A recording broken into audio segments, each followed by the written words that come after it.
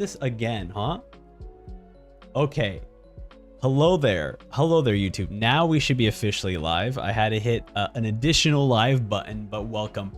We will be reacting to JJK, the manga chapters. We're basically going from 136 to whenever I get tired, essentially. Currently, the manga is going to be ending in chapter 371. At this moment on Viz, it's showing that the most recent chapter as of August 25th is chapter 267. So we got a lot of ways to go, but you know, chapters releasing weekly, we will be able to catch up. My hope is maybe catching up in 2 streams. Who knows, maybe this one stream I won't feel tired, but either way, I did want to kind of read JJK because I want to cover this on my main channel of talking about JJK, just because I've been enjoying the series so far, and I feel like my main channel, which is a channel that I'm more gearing right now towards just like review stuff, and I have a lot of feelings about JJK, and it would be nice to actually catch up to the manga to actually be able to talk more about JJK on the channel. Hello Neko, welcome to the stream. So that's kind of the purpose of this stream, is basically I'm doing some research for the inevitable video that I plan to release on the main channel. And luckily, JJK is ending shortly. Is it safe to read on stream? Yes. Just because I will not be showing like panels like crazy. So you can see now right here, you can barely tell the panels on the manga. It's pretty heavily obscured. We're not showing like full panels. Obviously at the bottom here, we have like a little icon just to follow along, but it's basically, you can't really read any of that. Even if you were to zoom in, it's not even possible to read any of this. So it is safe to, at least for people to follow along. I might actually decrease the background just a little bit more, because really it's just meant as a guide for people to follow along and not necessarily to use this stream as a source of reading JJK. So let's just do that. Okay, I think that's good. I think that is good enough. So yeah, you can't, when we go over to chapters like these, it's just like you could, all right, we're good, we're good. Okay, excellent. Cool. So yeah, I'm just basically going to start reading until I get tired. And that's the whole purpose. So let me go ahead and increase. Oh, so I should say where we're starting off. So we're starting off on chapter 137. This chapter is basically I believe it's like the last episode of season 2. So I'm basically starting directly after the anime of season 2 and then continuing onward. So if you haven't seen season 2, I would suggest turn back now or forever hold your peace. Well, you know what? That's actually fine, because I think is the YouTube title? Oh, YouTube title is chapter 37 onward. Okay, we're good. We don't have to make any spoiler warnings. We are all freaking good. Okay. So yeah, bottom left corner if you want to follow along. Otherwise, enjoy. We are going to be reading one, and I think, okay, yeah, you should all be able to hear the music too. Very lightly though, you know. I'm not gonna have it too distracting because I don't. Okay. Chapter 137. Cool. JJK. Oh, also, although I do have access, because this is actually pretty important.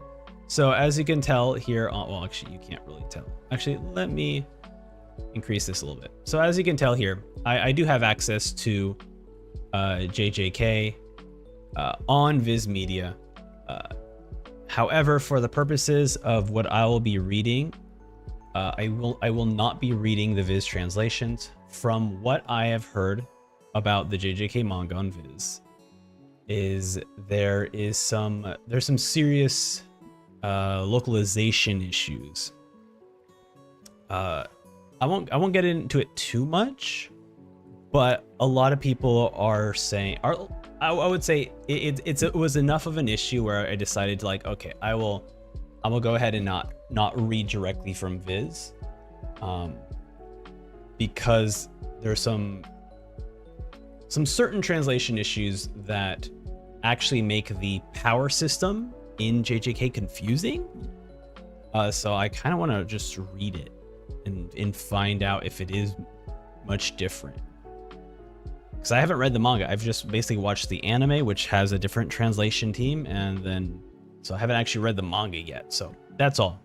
Want to kind of clarify that because I know there's probably gonna be some people who are like, "Hey, wait, the translations on Viz is kind of not the best." So okay. Anyways, let's start. Let's begin. Chapter 37, Hard and White. Okay, well, that's what a start. All right, so we have here the city of Shibuya slowly just being morphed in this amorphous blob. I really loved in the intro of season 2 how this got bigger and bigger as the opening, as we got further through each episode. It's very, very interesting. Okay. The 23 wards are almost entirely destroyed. To be clear, the only areas we can say are safe are portions of the municipalities of Okutama, Ome City, Araruno City, Hachinoji City, Machida City, as well as various lands. The safety of the acting prime minister's office includes the chief cabinet secretary is uncertain. Boy howdy, we are having some reading issues. A political void, a literal void. Right now, oops, let me go ahead and fix that. Right now, the number of cursed spirits released is no less than 10 million. Given that, we must formulate an evacuation plan for roughly 5 million residents of the city at minimum. Use whatever available love hotels, campsites, and even ghost towns if necessary. The minimum infrastructure is fine. You want to designate the whole city. Oh my god, this is like, this is a massive amount of text. They're like, we got to make sure we're covering everything on this. You want to designate the whole city as an area to subject the evacuation order? Won't the Japan Business Federation be furious? Well, they can't be lobby if they're all dead. The barrier centered on the imperial residence reestablished in the Meiji era, and the barrier centered directly above the tombs of the Star Corridor, which was a candidate location for the capital transferal to Tokyo at the end of Tokugawa's shogunate. We can force expansion of both to the prefecture's boundaries. The yen is still depreciating. That's good for exports, isn't it? Make the public the existence of cursed spirits. Are you serious? Move official residence functions to Osaka. The way the things are now, large numbers of cursed spirits will appear everywhere. Sorcerers are guarding evacuees with the city at this very moment. During a power vacuum at the scale, foreign military intervention is a possibility. We could announce the cursed spirits only appear in Tokyo.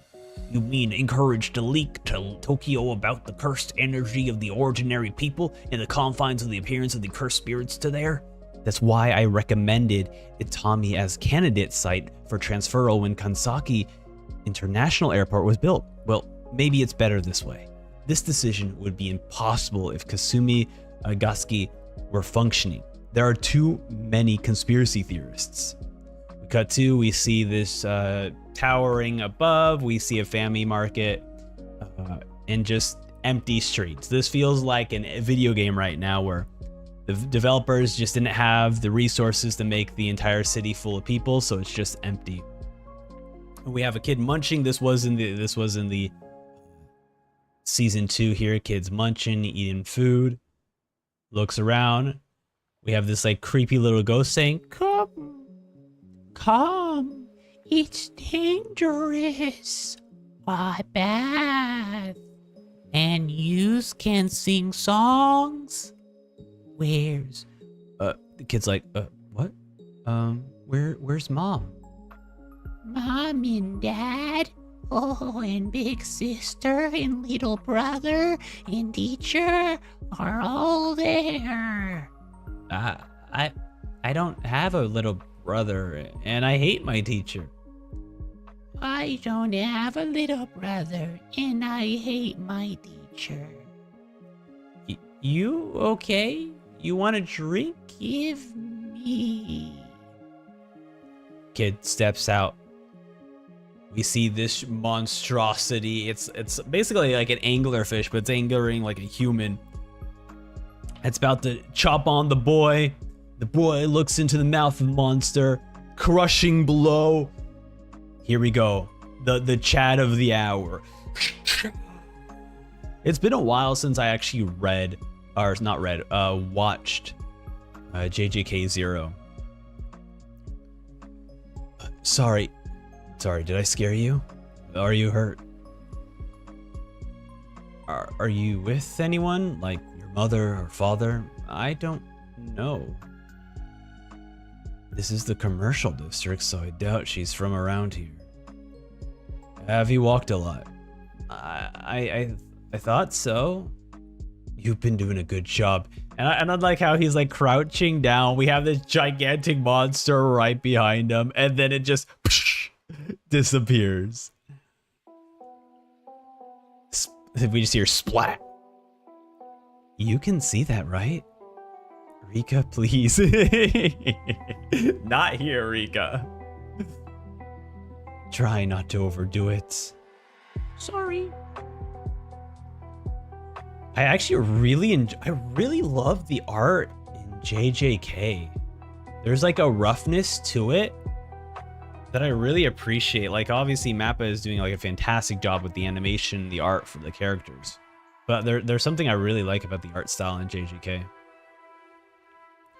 Good work, Okotsu. You really don't have to thank me. You don't really indeed to thank me. So let's just get to the main event. Now you know I will. Oh, now you know I'll obey your commands. No matter how many cursed spirits you kill, it's proof of nothing. Then should I enter into a binding vow or something? I don't care if he's Master Gojo's pupil. He cut off Inamaki's arm in Shibuya. I will kill Yuji Itadori myself. Damn. And I believe that's where the episode ended for season 2. But we cut to some more. Oh wait, no. Right, this ended season 2, and then the season had a post-credit sequence, and this was it. Notice from the JJK headquarters. Suguru Geto's survival has been confirmed, and he has been sentenced to death again. Oh, 1. Number 2. Satori Gojo has been deemed an accomplice in the Shibuya incident and is thus permanently exiled from the JJK world. The Jujutsu, I don't know why I'm saying JJK world. The Jutsu world. Furthermore, removing his seal will be considered a criminal act. 3. Masamichi Saga shall receive the death penalty for inciting Satoru Gojo and Suguru Geto and causing the Shibuya incident. And 4, the suspension of Yuji Itadori's death sentence is revoked and the execution is to be carried out immediately. And 5, special grade sorcerer Yuta Okotsu is appointed Yuji Itadori's executioner. This is, I would say, this is such a fantastic way to end your season 2, but also just the fact of just like kind of throwing the entire series on its head about like, hey, I know we know that Gojo is like the strongest of them all, and we were a bit worried, but now they're like now that he's sealed up, all right, we're just do not unseal him because that's a criminal. In fact, that's criminal. I love it. That's so funny. But yeah, this just throws everything out of whack. So are we gonna have like a rebellion group aside from like people who are part of the Jujutsu school? Like what's going on? All right, chapter 138. The Zen Klein. Oh, ooh, okay. Is she dead? That girl, Mai? We have now Zen, special grade. Okay, so is he brother? Niece, nephew, cousin? Worry about... Okay, this guy, he seems a little creepy, so we'll give him a little creepy voice. That girl, Mai, worried about the head of the clan right now. The Besides, the one who's dying is Maki. Really? Whatever then. Maki may be pretty, but she's unacceptable. She doesn't know how to support a man. Anyone. Oh my god, we found the perfect voice. This is the perfect incel voice. And any woman who can walk 3 steps behind a man should get stabbed in the back and die. The woman who's next to him is just like, oh yeah. In that respect, Mai is great. She's got the same face as Maki and just as buxom. Though she acts tough, she knows she's a woman. You're late. What have you been doing? Ogi, special grade 1 sorcerer. And Junichi, who looks like Junichi looks like a freaking, what's his name? Oh my god. From Dragon Ball. He looks like the guy from Dragon Ball. That's so Yajirobe, right? Yajirobe. He just looks like him, but like 30 years, 40 years older. Right now your father is on death's door. Sorry, but it doesn't matter if I come or not, because the next head of the Zenin clan is me. My older brothers are all losers, and you, my uncle, haven't amounted to much despite being his little brother. His daughter is out of the question. As for Junichi, well, your face is no good. Too bad you and Toji's places aren't reversed. And then we have the old man, Junichi, just throw a strike. The incel dodges. Little strike again. Oh, they're all attacking him. But bro is remaining extremely calm. Please, Daddy's hovering at death's door. Why can't we just get along? I see everyone's here. Oh, it's an old man. I see everyone is here. Master Naobito, Zane, the head of the Zane clan, has just passed away. Everyone's shocked. This guy, he's happy. He's like, yo, we were just talking about him, and now I get to be the head of the clan. I, Frudate, am in possession of his will. According to the Master Naobito's wishes, I am to read the will. When Ogi Zane, Junichi Zane, and Naoya Zane are all present. If there are no objections, I will now read the will. 27th head of the Zane clan is to be Naoya Zane. Naoya is to inherit all assets, including the cursed tools stored in the Tokyo Prefectural Jujutsu High School and the Zane family cursed warehouse. Upon approval by either Ogi or Junichi, Naoya may take over all duties. Whatever.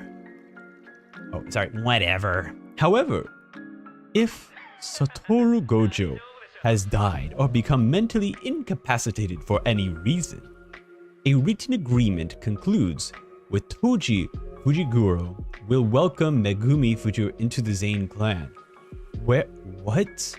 Whereupon he shall become the That's insane. That's absolutely insane. Wait, what the hell? He's like... Naoya is like, oh, excellent. It's my opportunity. I am finally going to be head of the clan. Oh, in this case that is nearly impossible, except how convenient that it's not impossible right now. That Megumi is going to be head of the clan. Okay, let me just write that down. Let me write this down, because we're going to have some like family politics happening in this show. So, Naoya wants the head of the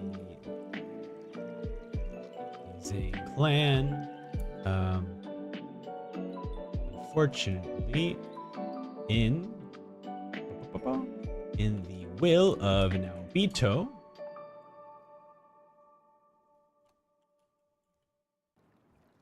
if Goro Gojo is incapacitated, Megumi is the clan. Is that cool? Cool beans. All right, let's continue.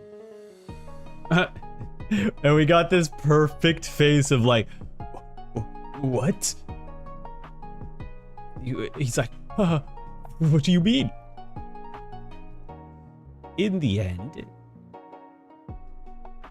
Oh, and then here the old lady finally speaks up. In the end, those two are weak. They'll prefer some brat they barely... Oh, no, this is the incel first. In the end, those two are weak. They'll prefer some brat they barely know to me. So, they won't do anything. Where's Megumi now, and what's he doing? I don't know the... Oh, where is Megumi now, and what is he doing? I don't know the details, but it appears he is searching for Yuji Itadori in Tokyo. Who's that? Sukuna's vessel. Tell the higher-ups. Noya Zen will kill Sukuna's vessel. Megumi is where Sukuna's vessel is. Kill them both.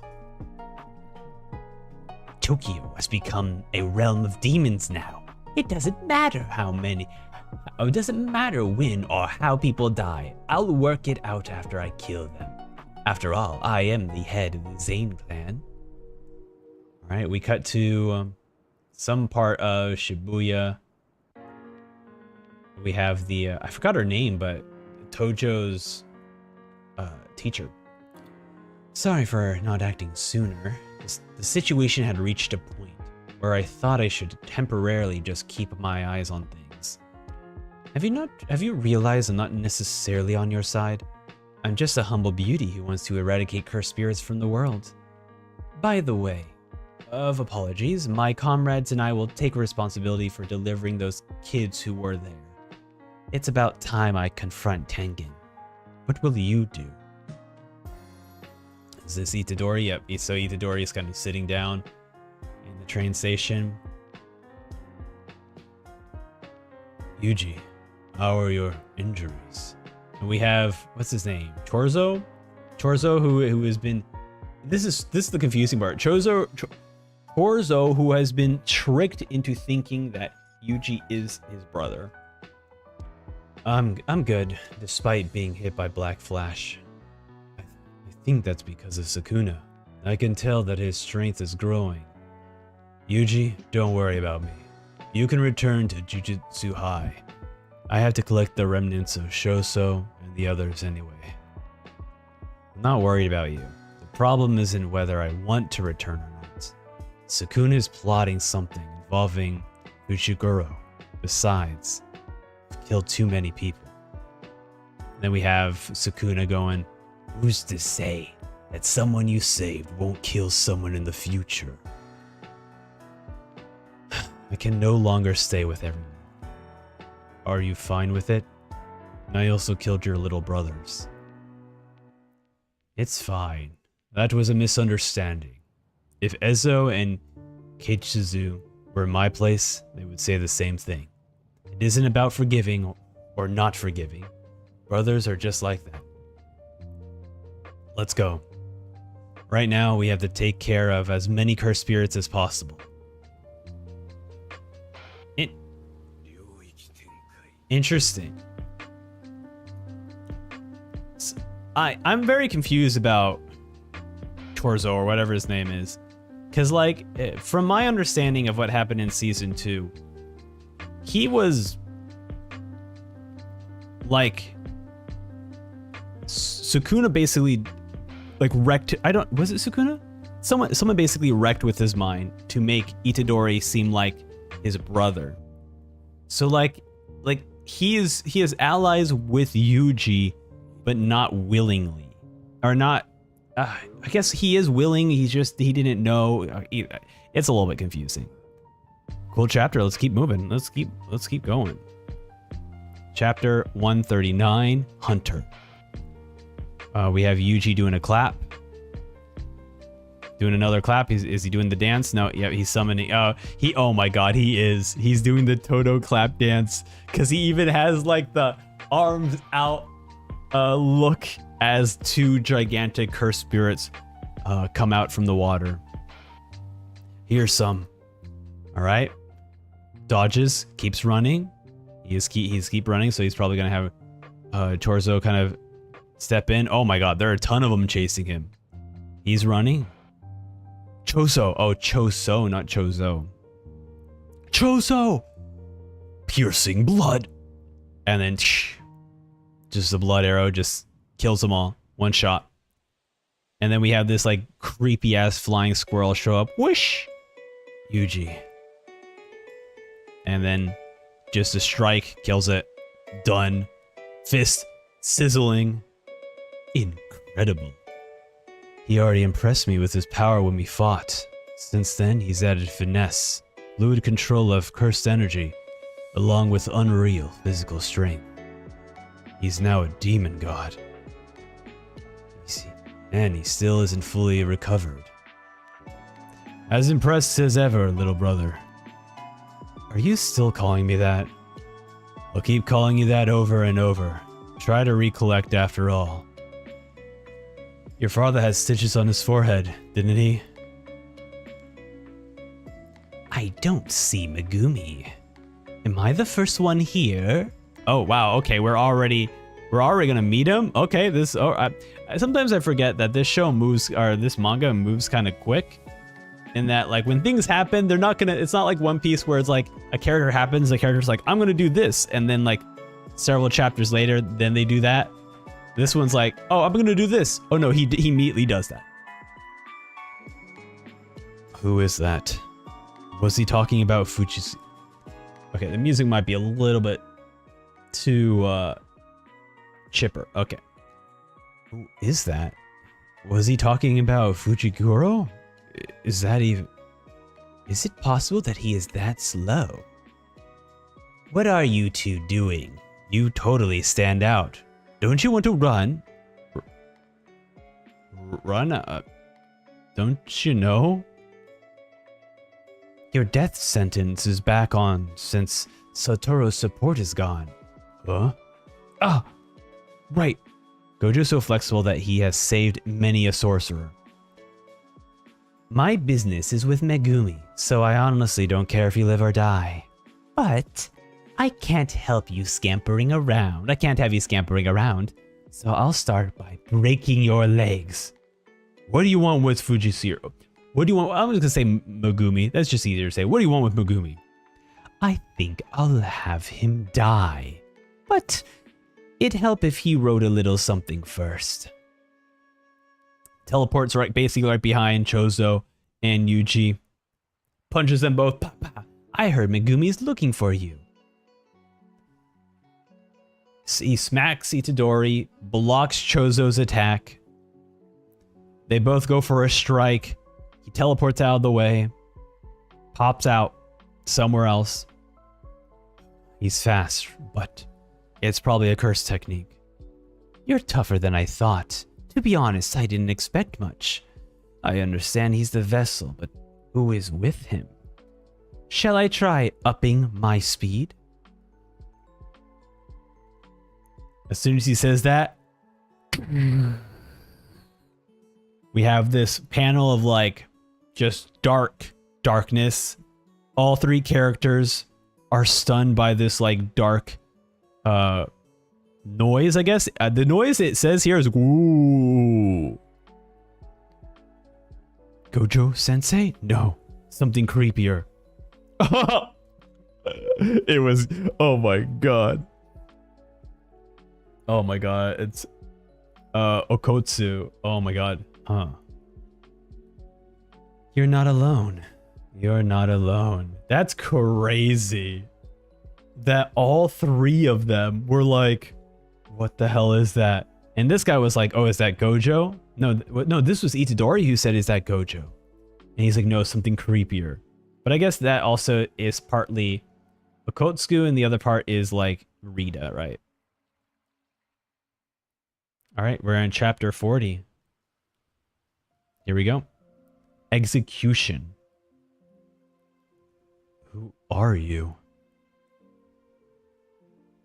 Whoever he is, his objective appears to be. Damn. As soon as he steps on the floor, everything just crushes, destroyed. Everyone is shocked. Who's with Itadori? Huh.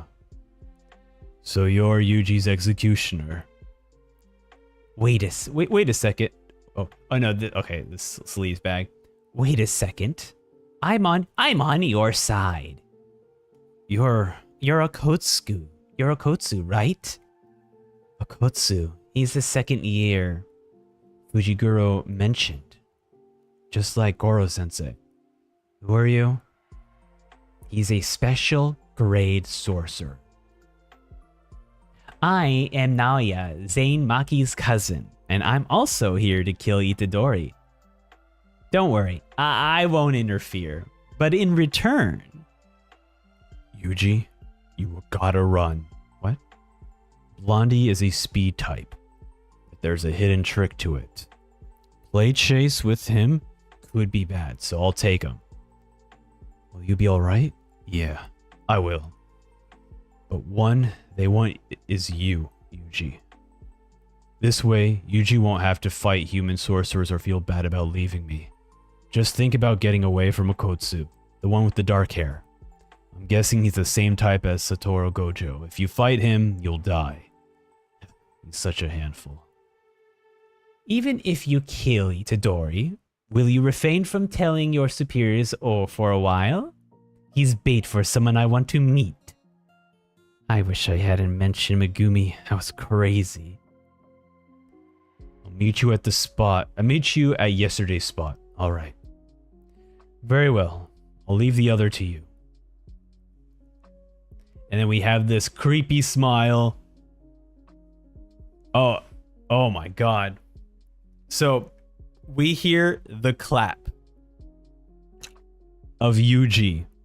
Next panel is Naoya moving, and then it's Okotsu moving, and we just see them appear. Chozo gets smacked. We have Okotsu chasing after Yuji. Quick. It's quick. He's fast, all the while holding a drawn katana. He's fast. I expected to take him out in my initial... Oh. Okay, so they're both surprised at each other, right? Yuji's like, damn, he's fast. That boy's fast. And Okotsu's like, damn, that boy's fast. Did they guess I tried to block Okotsu? Yeah. All right. Looks like a fight between Choso and Naoya. Fists are punching. Fight's going off. I saw you earlier. That blood manipulation, right? I don't know why you have that. But other than piercing blood, it's not that frightening. And in order to use piercing blood, you need convergence, which requires charging up.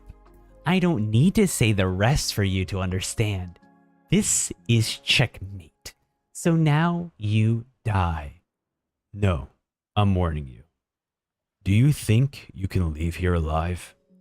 After trying to hurt my little brother? And we got this Giga Chad face on him for some reason. The car flips over.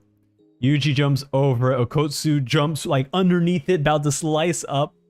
Oh my god. I was sure I sliced him, but you're like Maki. And then Yuji just throws the car at him. I can't shake this guy out in the open. Now is my chance to dart inside. He darts inside. The car flies back over to him, blocks the exit. Surprised?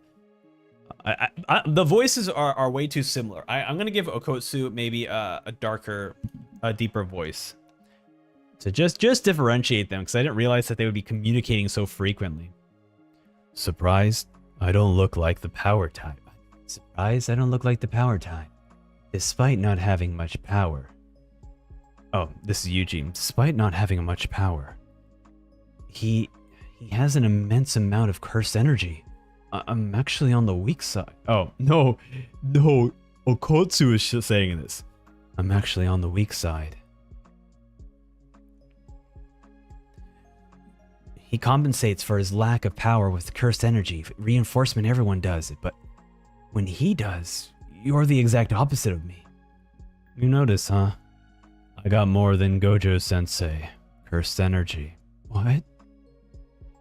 But Sensei has the 6 eyes, so the energy that lost when he activates a curse technique is infinitesimally close to 0.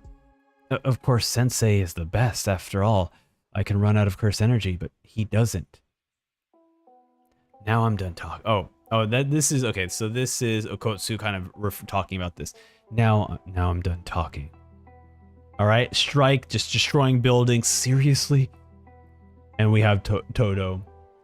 The flow of energy for an elite sorcerer is difficult to read, but for different reasons than you.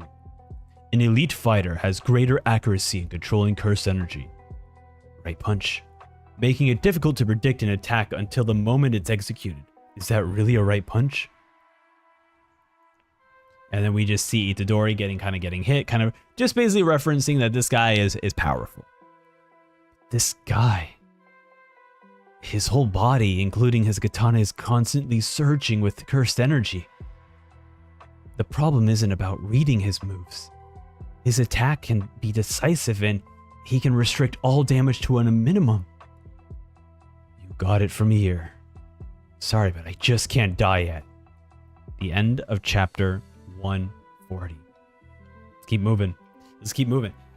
Like the thing with like when I've been doing like weekly One Piece reactions, obviously once weekly we have a single chapter, so we get a little bit more time to kind of talk about what happened in the most recent chapter. Here, there's like, because we are kind of binging a bunch of chapters, there's not really a reason to stop and ponder, because the manga is trying to tell a story and there isn't much mystery, right? I like me going like, oh, it was a really cool chapter because I enjoyed the way they fought, which is like really cool, right? That's like something that's like important, but there's nothing to sit on about, and you know, I just need the complete, right? We're looking for the complete story for the manga, so that's all. So that's why I'm kind of like going through them and not really stopping and talking about the chapter that I would usually do in my One Piece reaction streams or review stuff. So anyways, let's continue. Chapter 141, the front of the back. All right, we got some more attacks here. Kotsu and Yuji fighting. They are dodging, so, you know, great job to Yuji for being able to like accurately dodge. First, I need to do something about that katana. As long as I can steal my body with cursed energy, I don't fear blades. But if I think about that way about this human opponent, he'll make mincemeat of me in no time. All right, he's running. He jumps into the Hummer. And he jumps out of it. He sees a gun and he sees a knife. No, I think it's a knife, because I think what I thought would be a gun is maybe just like a seatbelt. So he does see a knife though in there. All right, Okotsu jumps over the Hummer. A knife? Where did he get that? All right, knife. Oh, must be from that 4-wheel drive. Is it an SUV? I suppose it's a survival knife. If it isn't a special curse weapon tool, I don't need to fear it. Damn, look at Yuji with the knife. Don't be scared. Close in. Imbue the knife with cursed energy. Depending... Oh, this is Gojo saying it to Yuji, no? Imbue the knife with cursed energy. Depending on the type, I recommend training with a focus on weapons. But it's no good to rely on cursed tools to the point of neglecting cursed energy control, so... You're not ready for something like this yet, Yuji. Slaughter Demon is for an emergency. And then we have him imbuing the knife with cursed energy, blocking the attack from Okotsu. I haven't learned this. You're too focused on my katana, and then he kicks back Yuji. Even a mere forward kick from him is incredibly powerful. He goes for another strike. And then Okotsu just slices through the knife, slices through part of Yuji's body. He then Wait, oh no, he does it. Did he do it on purpose? I guess the Okotsu slashes his body, the sword hits the ground, and then Yuji immediately uses his foot and just breaks the sword, breaks the katana. Okotsu jumps back. He broke it. Well, of course, he's Gojo Sensei's pupil. That was never going to be easy. My wound is deep, but my guts are all intact. And now we're both unarmed. Oh, damn, Rika shows up. What's going on here? Oh, we're just playing, Rika. And Yuji's like, he's like, what the fuck is that thing? Oh wait, I should have muted that. Oh well, that thing. Rika, what is this? The Shinigami? Where'd it come from? I can't move. It's too strong. Hold him for me. And then knife in the chest. Sorry, Itadori. And then Sukuna's like, and he's out. Sukuna's out again. We cut to Chozo. Chozo and Naoya fighting. What the hell? Okay, this panel is very weird. So there's a panel where Naoya appears in front of Chozo. Chozo's looking the other way. He places his palm on Chozo. And then the next panel is Naoya disappearing from that same panel we saw before. But there's an additional panel overlaid on this next panel that makes it look like Naoya turned him into like paper or something. And he gets slammed into the wall. Chozo's like, he's fast. He's fast. I have no idea what kind of curse technique he's using. And he's overwhelming me. So I don't think he'll choose to disclose it. Forget about convergence. I can't even control the blood outside my body. You're tough. Seriously, who are you? I'm the oldest of the 10 siblings. Glowing red scales stack. Uh-oh. Uh-oh. He's about to crush him. All right, we are in chapter 142. I'm enjoying these fights so far. Like I can't wait for it to be like revealed. Mappa's already got a lot of work to do with season 3 because it's we're starting off with an insane fight. You know, it's crazy. I don't normally read manga like this, so having constant battling is very new to me. That's no answer. Even I read My Hero, and even My Hero doesn't have like this much action. Well, I guess the whole ending of My Hero is all action, but just in general, that's no answer. I'm asking about your curse technique and toughness. He appears behind him. Chozo kind of like senses that he went behind him in speed. Oh, okay. He's just adjusted to me. Glowing red scales. He's focusing that technique in his extraocular muscles to raise his dynamic visual acuity. Huh. And then Naoya speeds up even further, slams Chozo in the chest. Too bad for you, but I always act on assumption that you'll counter. Slams him against the wall. Ugh. You're such a pain in the ass. I thought it'd be best to use this weapon. You got blood manipulation, so stopping bleeding is your forte. Gotta clean it before sheathing. But how long can you last against me while paying attention to that? You're well prepared. Honestly, it isn't cool for a sorcerer to walk around with a weapon, so keep it a secret. Those who wield weapons are dependent on them to win, and there are a lot of sorcerers who carry them around. The way my older brother showed them off is pathetic. I'm amazed at how they complained about Toji. So, you hate your brothers? Yes, that's right. There's no point to big brothers who are inferior to their little brothers. They should hang themselves and die. But maybe it's because of them that you are who you are. What? I don't understand. I don't understand. Did you just say something nauseating? How absurd. Whether they're superior or inferior, older brothers are role models for their younger brothers. If older brothers take the wrong path, the younger brothers can avoid it. And if I take the right path, my little brothers can follow behind. What if you are strong because your older brothers are weak? You ask why I'm tough. I'll tell you, it's because I didn't have someone to guide me, so I kept making mistakes. Nonetheless, I must walk ahead of my little brothers. And then we have blood seeping from his foot.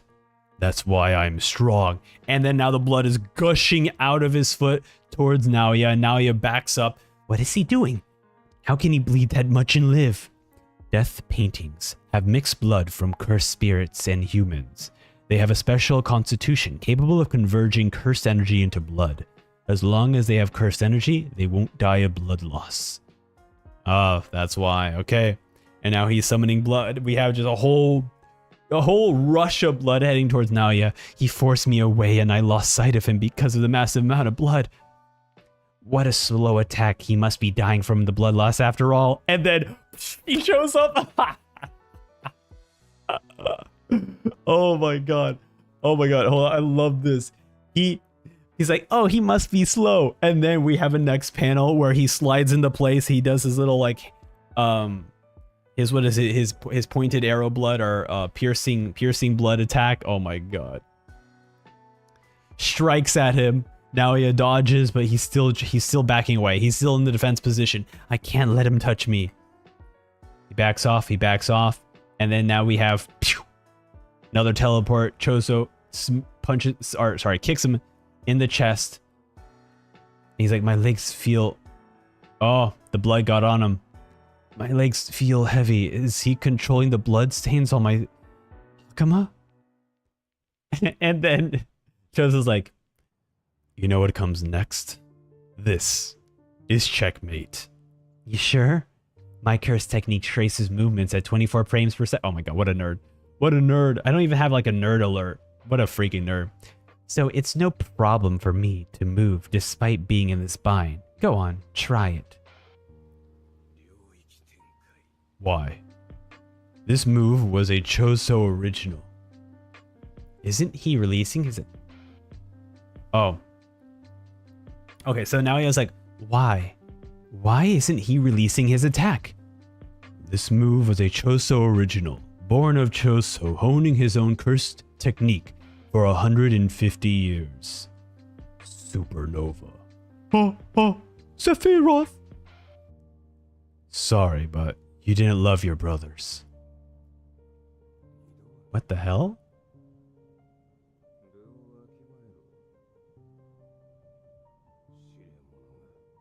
Okay, wait.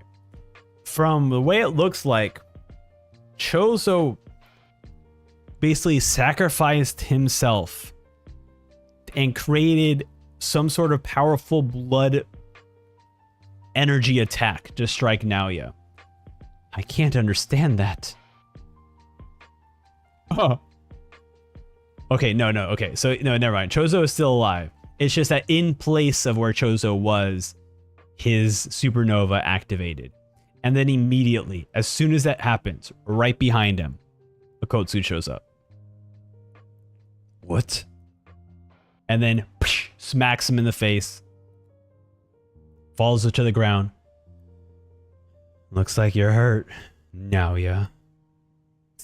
End of chapter 1 or 142 now to 143. That's crazy though. That's crazy. I mean, look, I love Akotsu. He is, or I guess Yuta, right? Yuta is in the first name. I love Yuta because Yuta was such an interesting and fascinating character in JJK 0.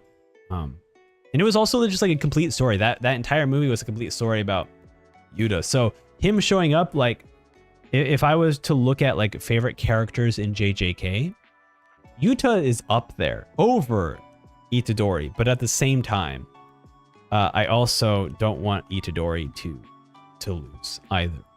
You know, like sure, I don't care about Sukuna. Sukuna, like go ahead and fight Sukuna, kill Sukuna, whatever.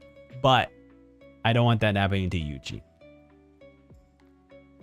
Anyways, Yuta goes, looks like you're hurt now, yeah. Don't look down on me, kid. He's like, don't look down on me. He's throwing up. What, poison? Can blood manipulation do that? No, this isn't the effect of a cursed technique. There was so much blood, he isn't human. Fully fleshed cursed? My body is rejecting non-human blood that entered me. Shall I heal you? My reverse curse technique can heal people in return. Oh, my reverse technique can heal people. In return, please inform you supervisors of Itadori's death. Jin. Hey, Jin. Yes, father? If it's about her, I'm leaving. Jin, you can live your life however you like. But give up on that woman. Oh. Jin, you can... Oh, wait a minute. This is Yuji's dad. Because this is his grandfather right here. Jin, you can live your life however you like, but give up on that woman. You'll die. Don't talk about such things in front of Yuji. They say babies remember more than we think. I know you want a child, and that didn't happen with Kaori. But her death was... Father-in-law.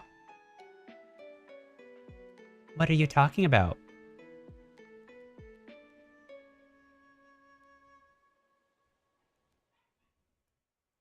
I hate this. I hate this already. So this seems to be Yuji's mother. From this conversation, we have a woman coming up and say, what are you guys talking about? And she doesn't necessarily have the exact scars that Geto has, but they're pretty close. They're close enough for me to be a bit worried about what's about to occur. Yuji wakes up from a terrifying rest. And then we see Yuta kind of standing there. I'm... What a relief! Oh, wait, what?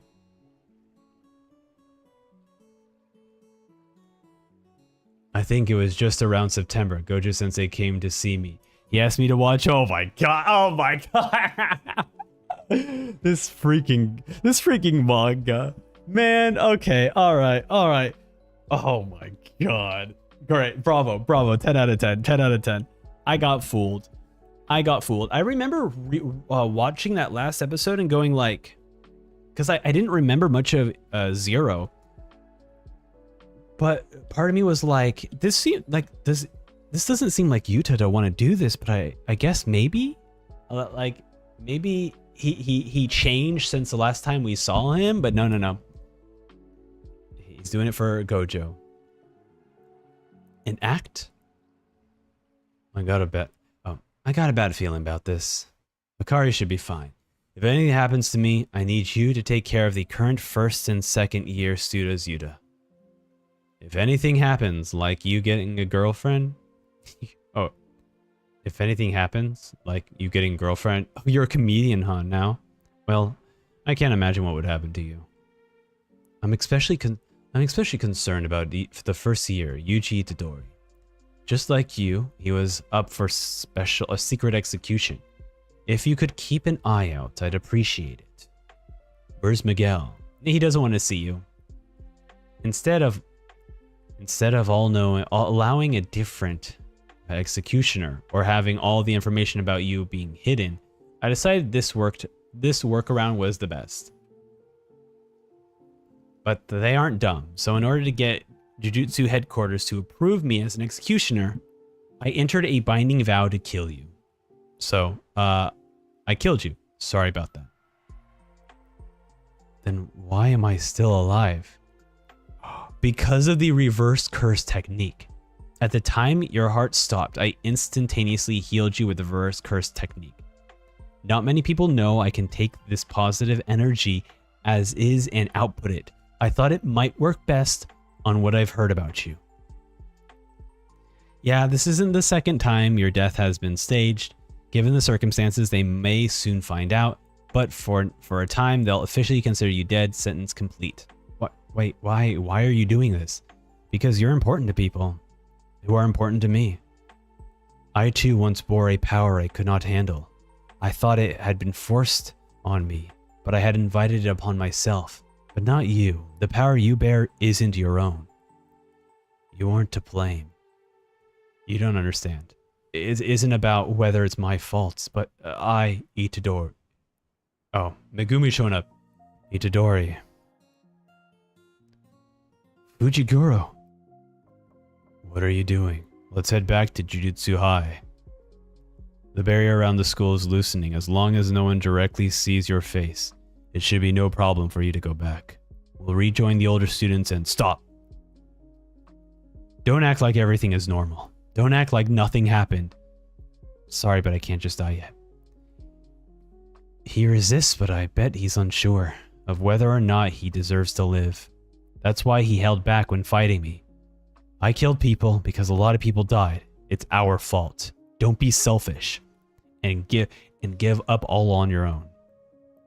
We aren't heroes of justice. We aren't heroes fighting for justice. We're Jujutsu sorcerers. No one ever truly judges us. So we must continuously prove the worth of our existence. And we don't have the luxury of thinking about ourselves. We just gotta save people. I believe that was the original principle behind your actions. As long as I'm around, you will suffer. And then we have, like, in the middle of this conversation that Megumi is saying, Itadori is still kind of taking it hard, and he's like, no, this isn't your fault, you know, sort of situation. So start by saving me, Itadori.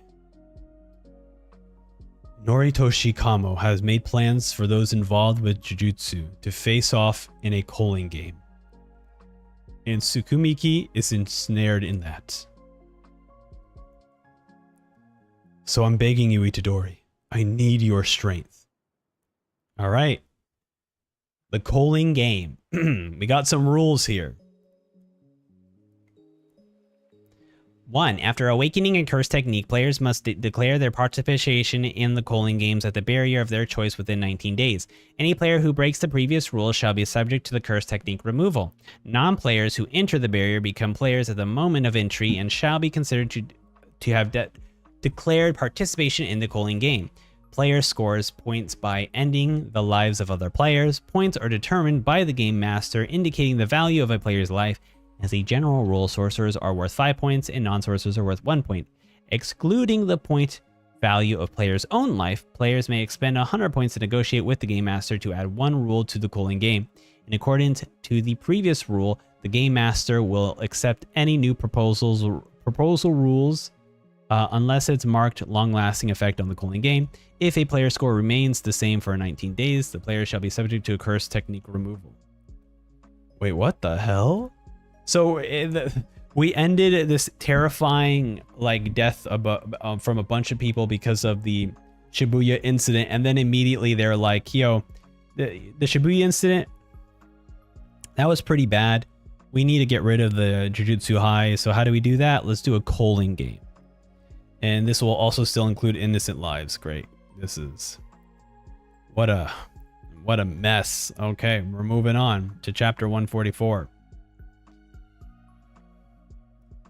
And then we kind of, chapter 144, that place, Noritoshi Kamo has plans for those involved with Jujutsu to face off in a calling game. And Sumiki is ensnared in that. So I'm begging you, Itadori, I need your strength. You're a strong kid, so help people. Bakotsu Senpai. Sukuna is plotting something involving Megumi. He probably took over my body in Shibuya because I ate 10 fingers all at once. I haven't ingested 15 fingers so far. Even if I ate all the remaining 5 in one go, I doubt he'd be able to take control, but if I ever switch with Sukuna again, don't hesitate to kill me. I think you could do that. Understood. I'll do what I can. Megumi? What should I do? First, we'll go back to Jujutsu High and contact Master Tengen. We need to find out how to remove the seal on the prison realm.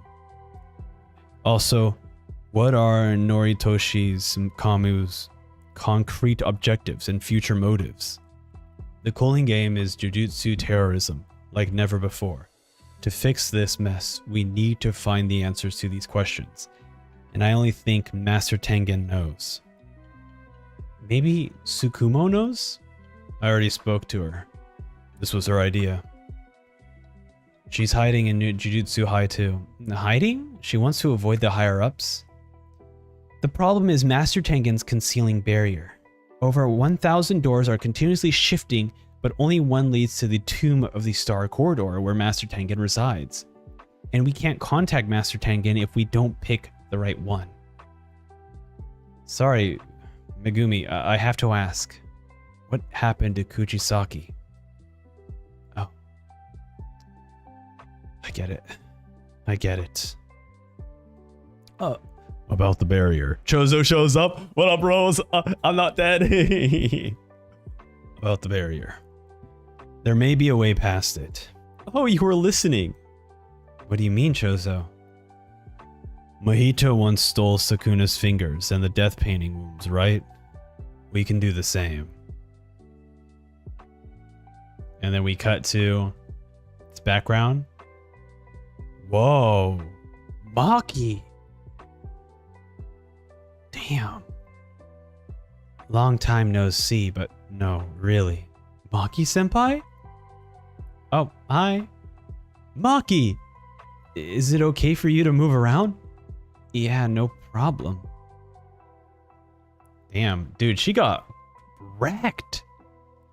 I forgot what happened. Oh, no.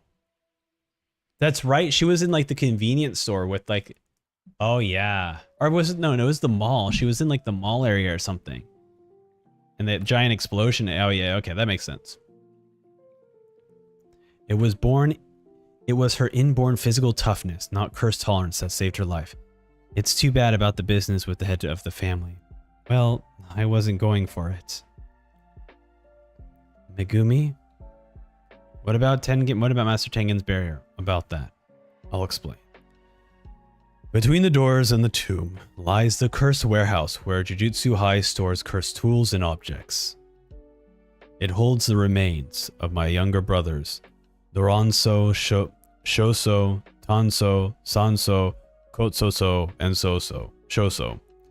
Even if they are remains, with the six together, a side effect of my cursed technique should provide some guidance. Good. That's fine. That's fine, but who the f is this guy? For now, think of him as my big brother.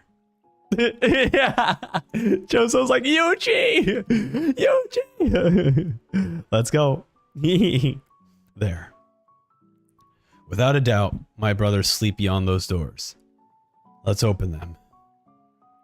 Wow. We just see this demonic dark forest.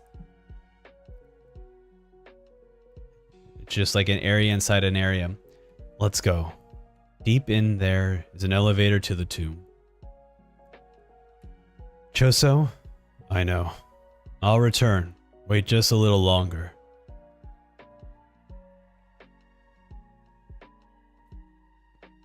Alright, so everyone goes down the elevator. He's probably looking around for the remains of his brothers.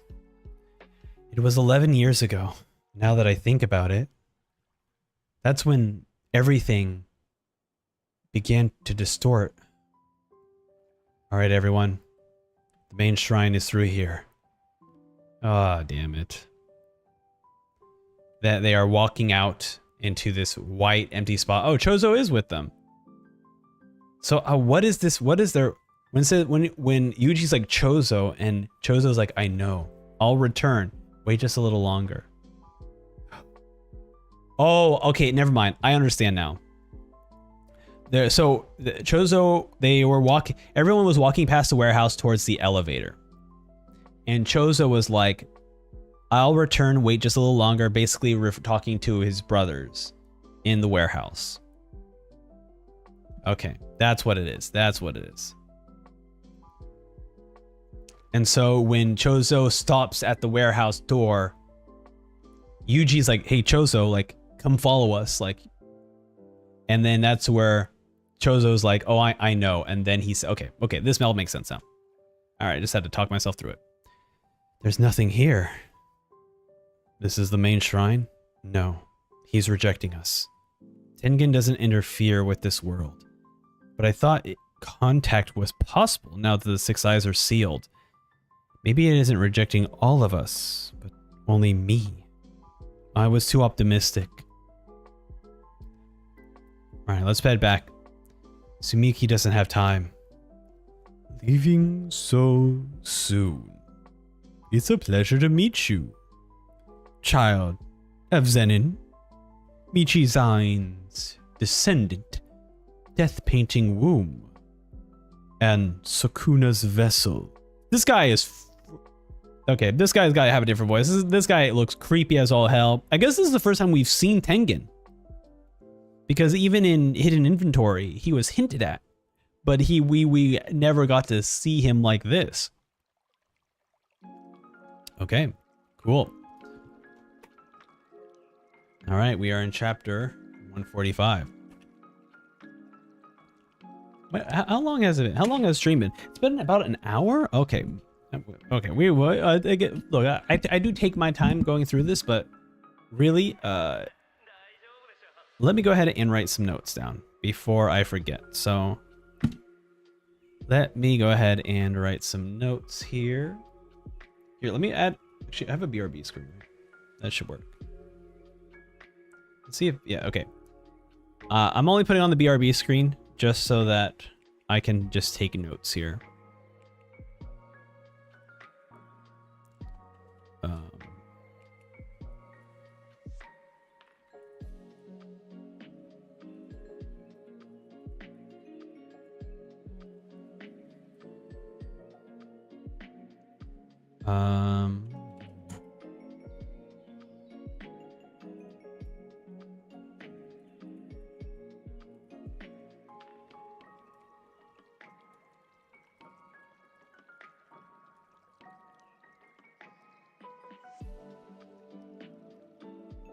Okay.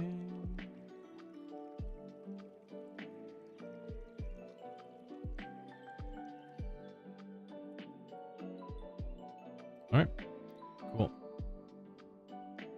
We should be off break area. All right, oops, let's continue. I have to like adjust my microphone in a way that also does not block my camera. So if you see, okay, if you see my face kind of freeze up at some certain points, but I think now it should be fine. I think now I shouldn't have an issue where the microphone is blocking the camera, and you should be able to still hear me mostly clearly. This isn't, oh, so we're at chapter 145, the back. Aren't you gonna say hello to me, Tengen? This guy, this person, Tengen. This isn't the first time we meet, Yuki Tsukumo. Let me write that down, because I always forget her name. So I'm just gonna Yuki Tsukumo.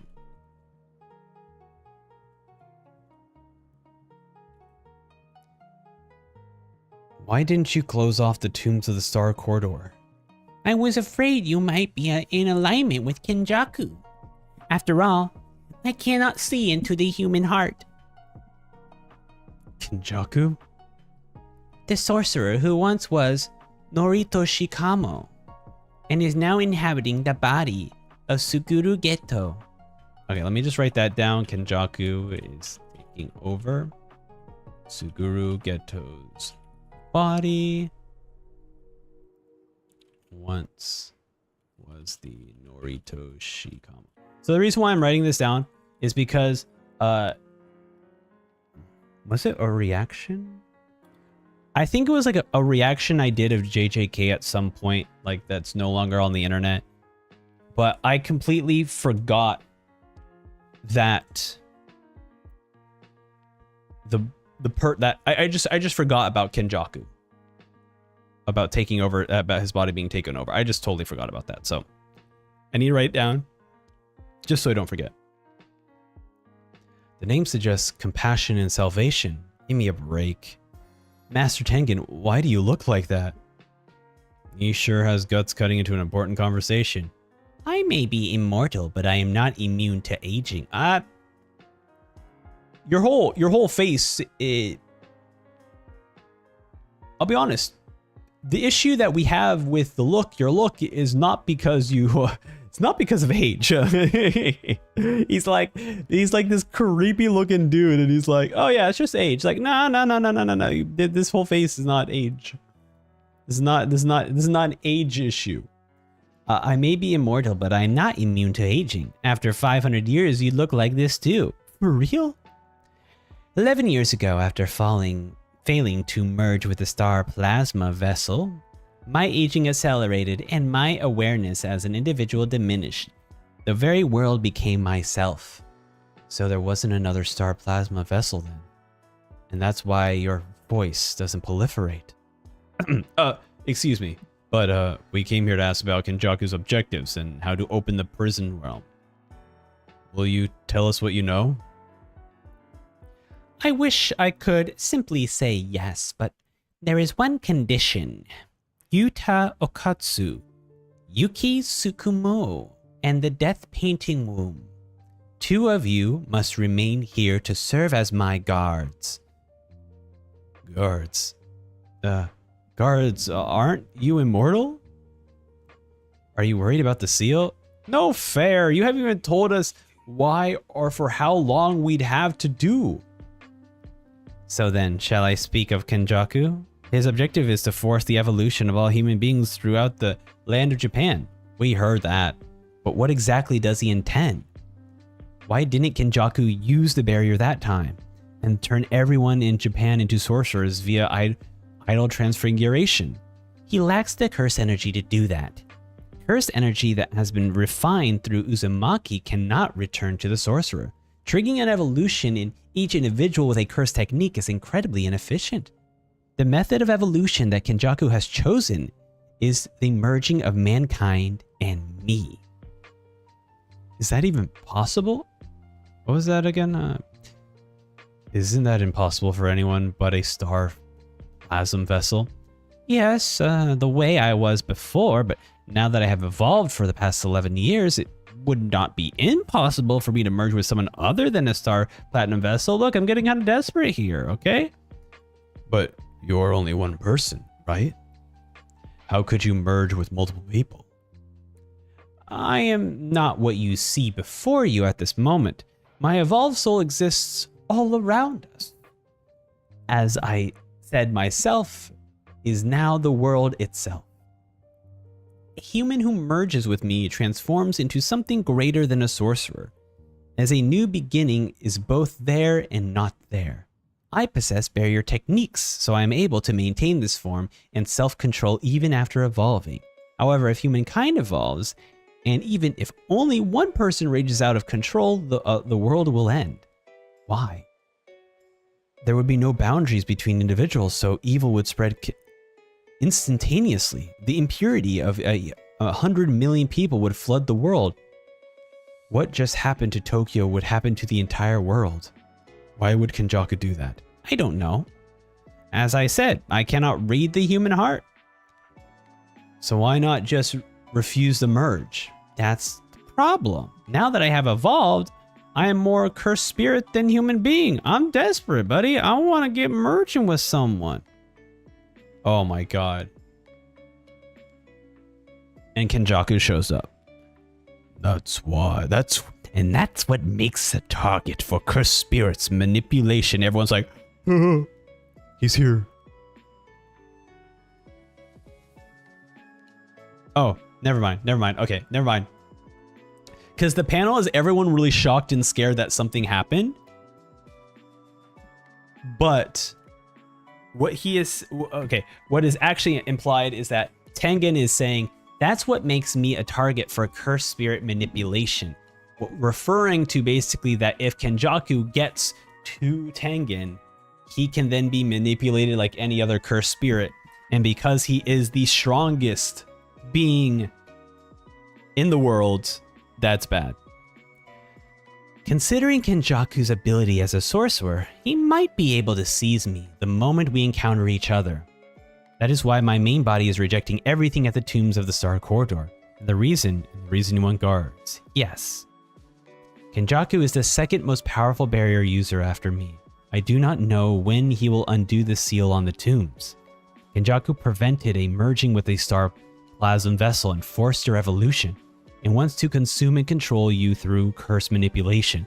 Apparently, he was involved with Sukuna, so he has been a sorcerer for at least 1,000 years, so why now?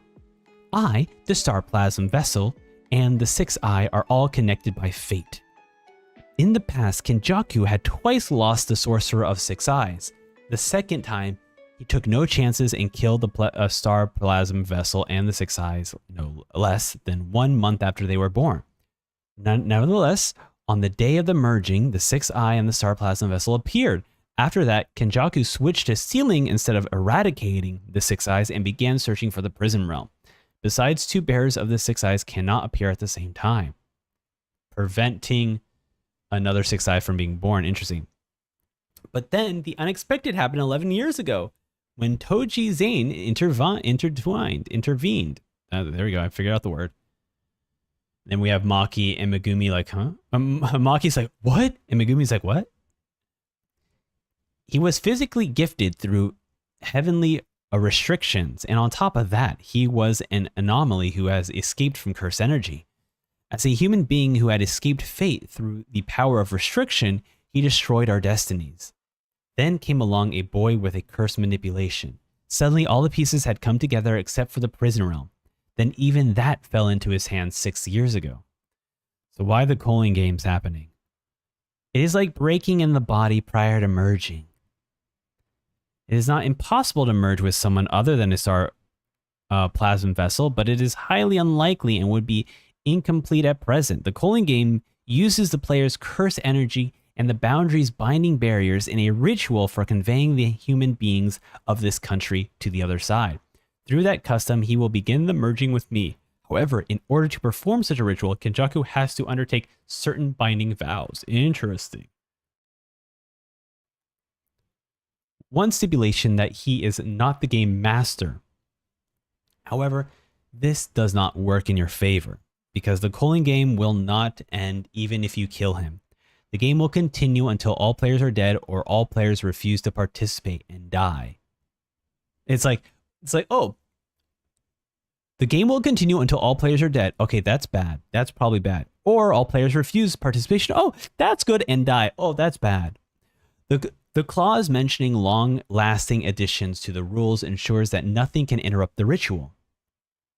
Which means, 6. Excluding the point value of a player's own life, players may expend 100 points to negotiate with the game master to add 1 rule to the game. So essentially, you need to participate in the culling games to change a rule so that you can change the win condition. We have no choice but, Yuta kind of chimes in, we have no choice but to participate in the culling game and add a rule whereby Sumiki and others unwilling participants can't get out. We should also free Gojo Sensei. That guy could settle everything all on his own. Master Tengen, first decide who stays. I will stay. Okay. That was kind of my bet. I was going to find a good moment to say who's going to stay, but Chozo and Yuki are staying. This makes sense. Chozo makes perfect sense because his brother remains are here, and so that 100% makes sense. And it makes sense for Yuki because, just to be completely honest, Yuki's really not a character that has much, doesn't have any relationships or ties to any of the characters that are with us right now. So it really doesn't make sense for her to join us.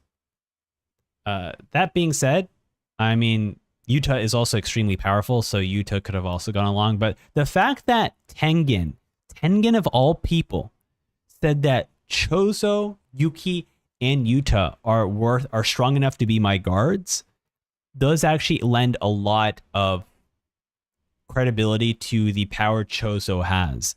And to be honest, how lucky Yuji was in their fight. Yuji, you absolutely need Yuta or this woman's cooperation, especially if Noritoshi Kamo, if Kenjaku comes here for Tengen. Ending his life means salvation for my little brother.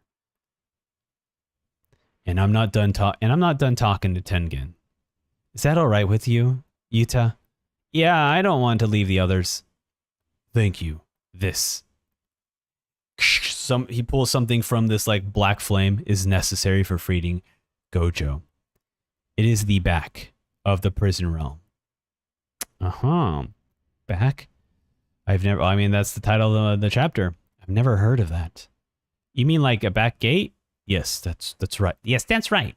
Before Kenjaku found it, the prison realm was outside my barrier. I believe it was overseas, but by sealing this rear gate, I was hiding the existence of the front, but it was no use. Satoru Gojo is also sealed inside this rear gate. Then if we can open it, we can... No. The authority to open the gate rests with Kenjaku as the bearer of the front. Breaking it open requires either the inverted spear of heaven that nullifies curse techniques, or the black rope that disrupts and cancels curse technique effects. So, we got some like fantasy weapon showing up. Obtain the ancient inverted spear of heaven to nullify all curse techniques. This is honestly, this is a cool RPG weapon, to be fair. But Gojo sealed the inverted spear of heaven over 11 years ago, or destroyed it. Oh no, and then Tengen's like, but he destroyed this spear over like 11 years ago, or destroyed it. Why do you do that, Sensei? And last year, Gojo got rid of all the black rope. Why'd you guys do? And it's just like, why'd you guys do that? Actually, I looked for the remaining black rope for Miguel in Africa. Oh, that's why you went overseas, huh? Yes, but it was a fruitless effort. There isn't anymore. Can't find the black rope. But there is a way, right? Yes. Among the players participating in the calling game is a sorcerer from 1,000 years ago who calls herself an angel. Her curse technique can extinguish any curse techniques. That's crazy. Calling game player, Hana Kurusu. All right, let's write that down. That's the end of chapter 145. All right, I'm going to very briefly, I'm going to look up JJK chapters. All right. I'm just going to briefly look at some JJK chapters here. Just because I want to make sure if there is a good stopping point for where we're at. So we just finished chapter 145, right? So we're at 146. So let's add 146. We're at 146. Let's see here. So volume 17 ends on chapter 152. So did we, how many? Okay, so we got, say we could end on, okay, let's go ahead and end on chapter 152. That is the end of volume 17. And then we will, I guess, continue. Ooh, wait a minute. Ooh, there's a lot of, Oh yeah, let's go to I'll go to 152. I'll see how I feel, because at the end of chapter 18, there's a lot of colony stuff, which I assume that's where I assume that they mean the cooling games from there, right? So all these colonies of the different regions. So okay, so yeah, let's do 152. That's a good stopping point. That is volume 17. That's the end of volume 17. So that is a good place to call it. Okay, oops, I closed out my window. Oh. No, I actually closed out of the window. I didn't close out of the window before, but now I actually did. So now you guys could see a little bit of YouTube there. Okay.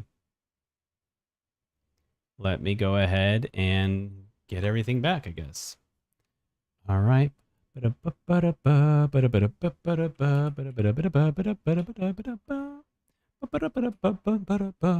so far, honestly, great chapter. Great.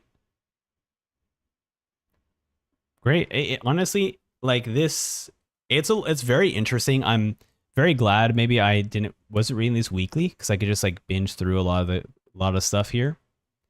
So that is very convenient for me. And then let me go to YouTube and get our music back. Okay.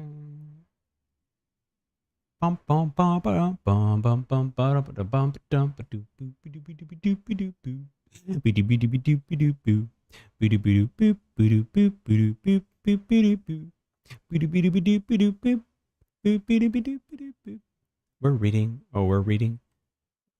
We're reading along. I guess history, right? All right, let's do history. And then here we go. Okay.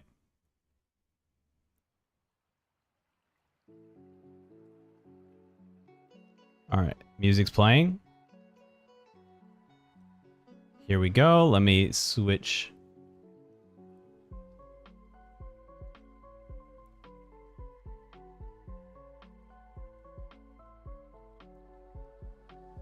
Wait, is that correct?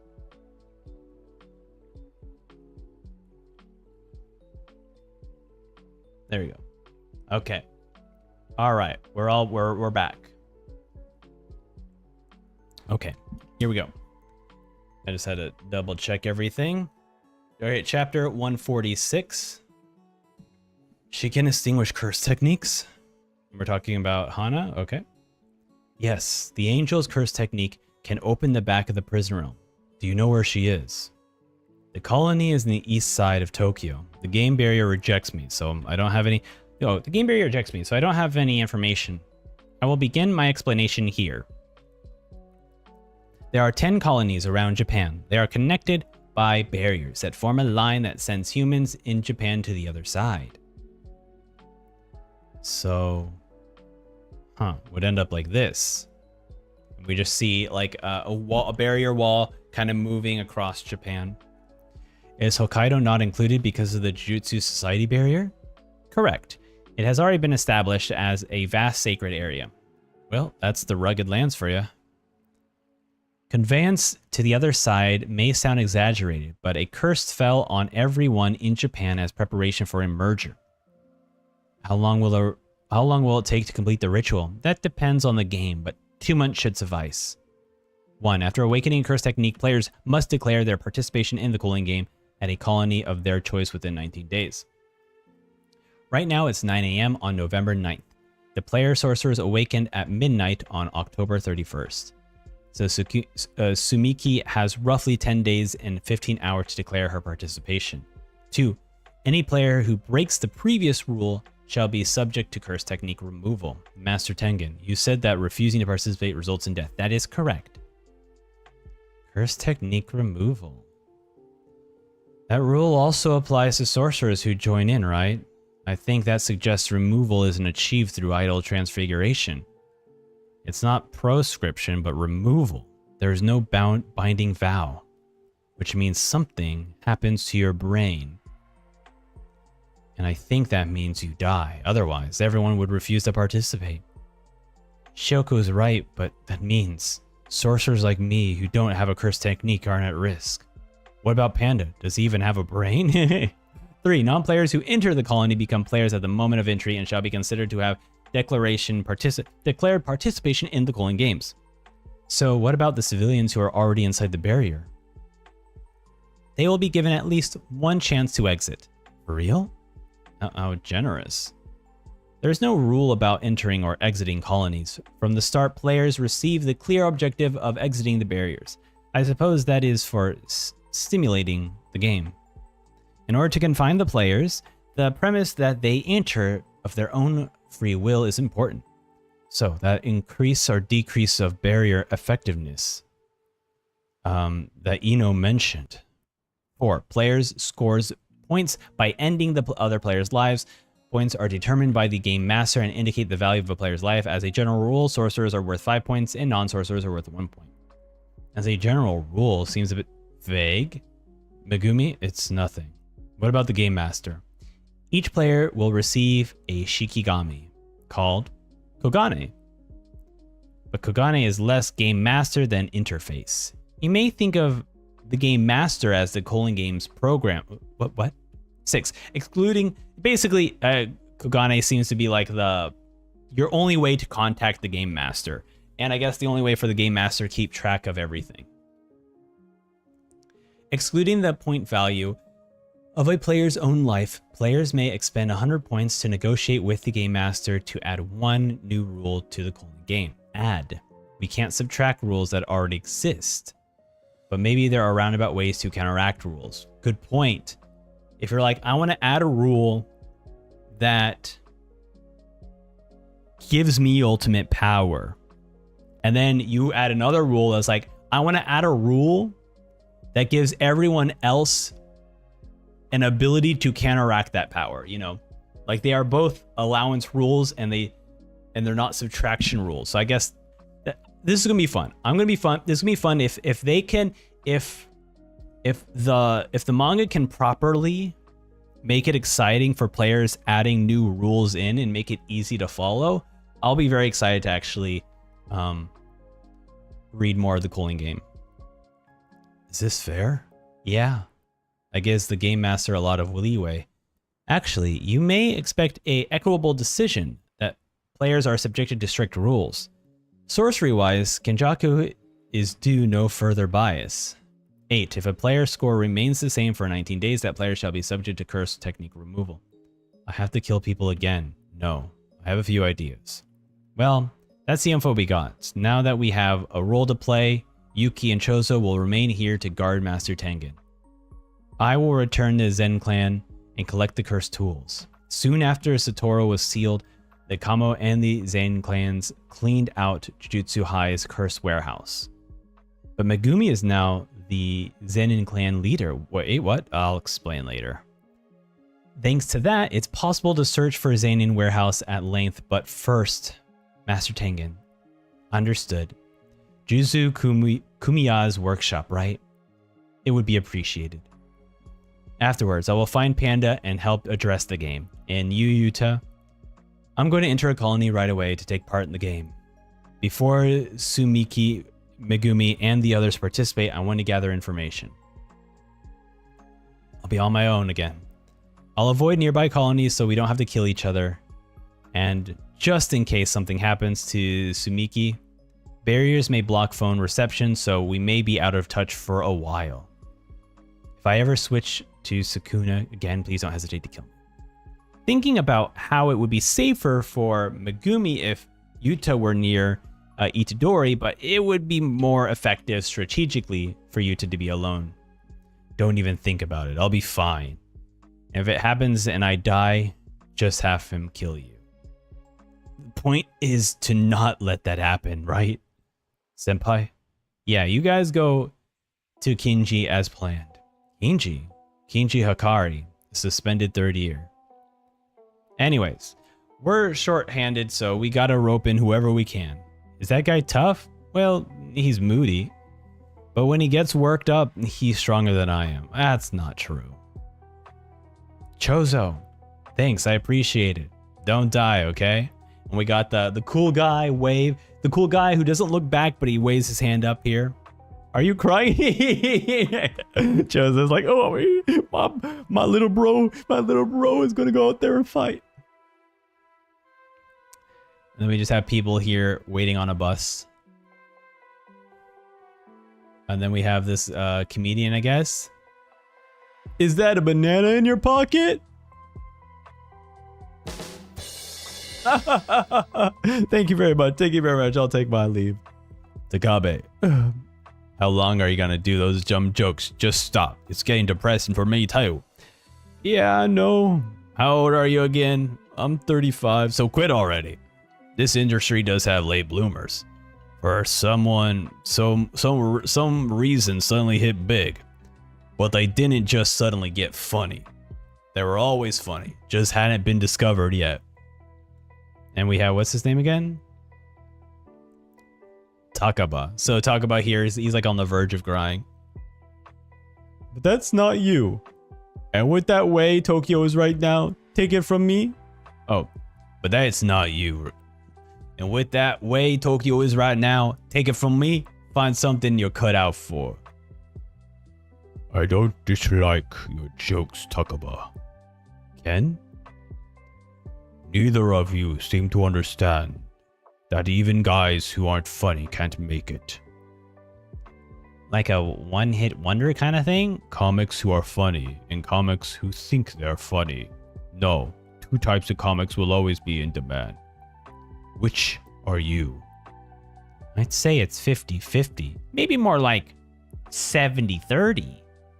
Calling game. Fumihiko Takaba. Oh, damn. Oh my god. We got a comedian up here. Okay, hold on a sec. I need to write these names down. Okay.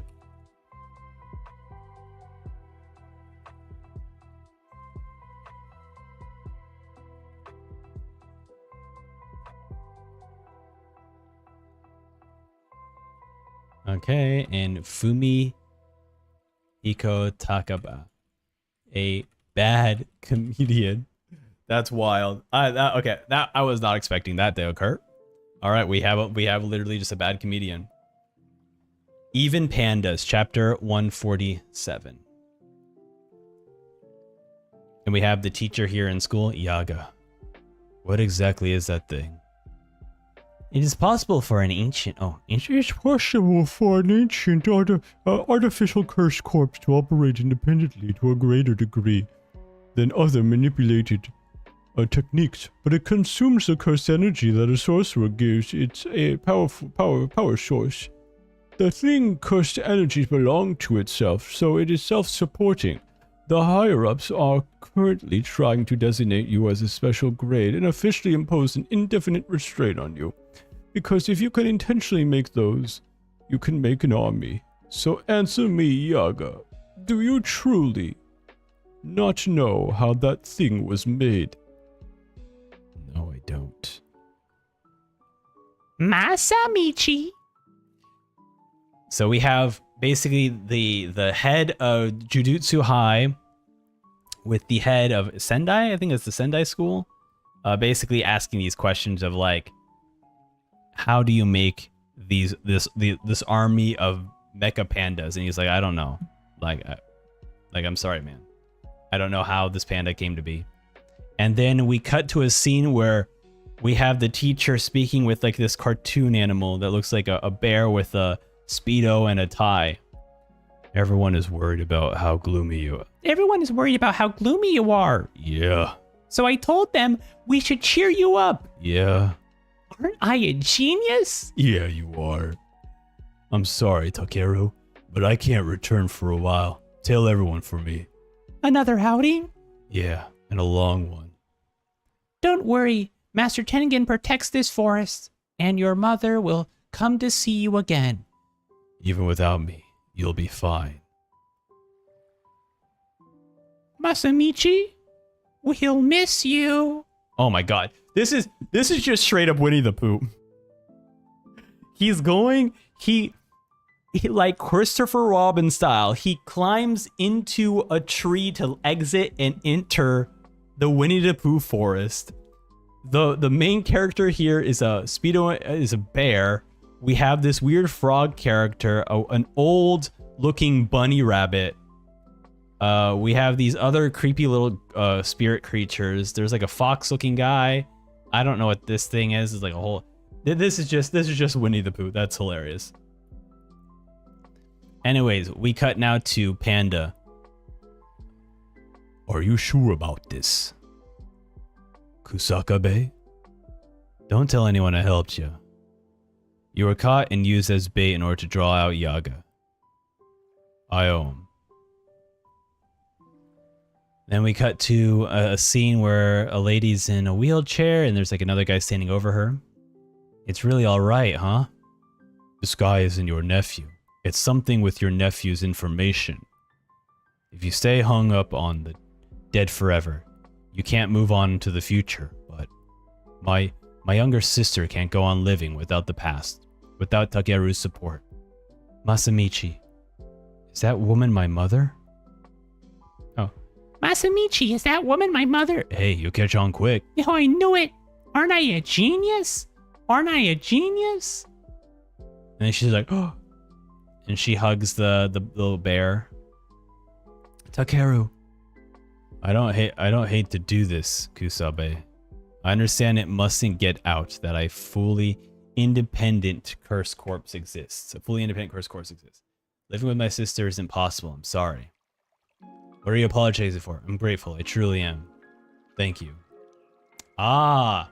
So now we kind of get an explanation why Panda and Kusakabe were like with each other in the Shibuya incident.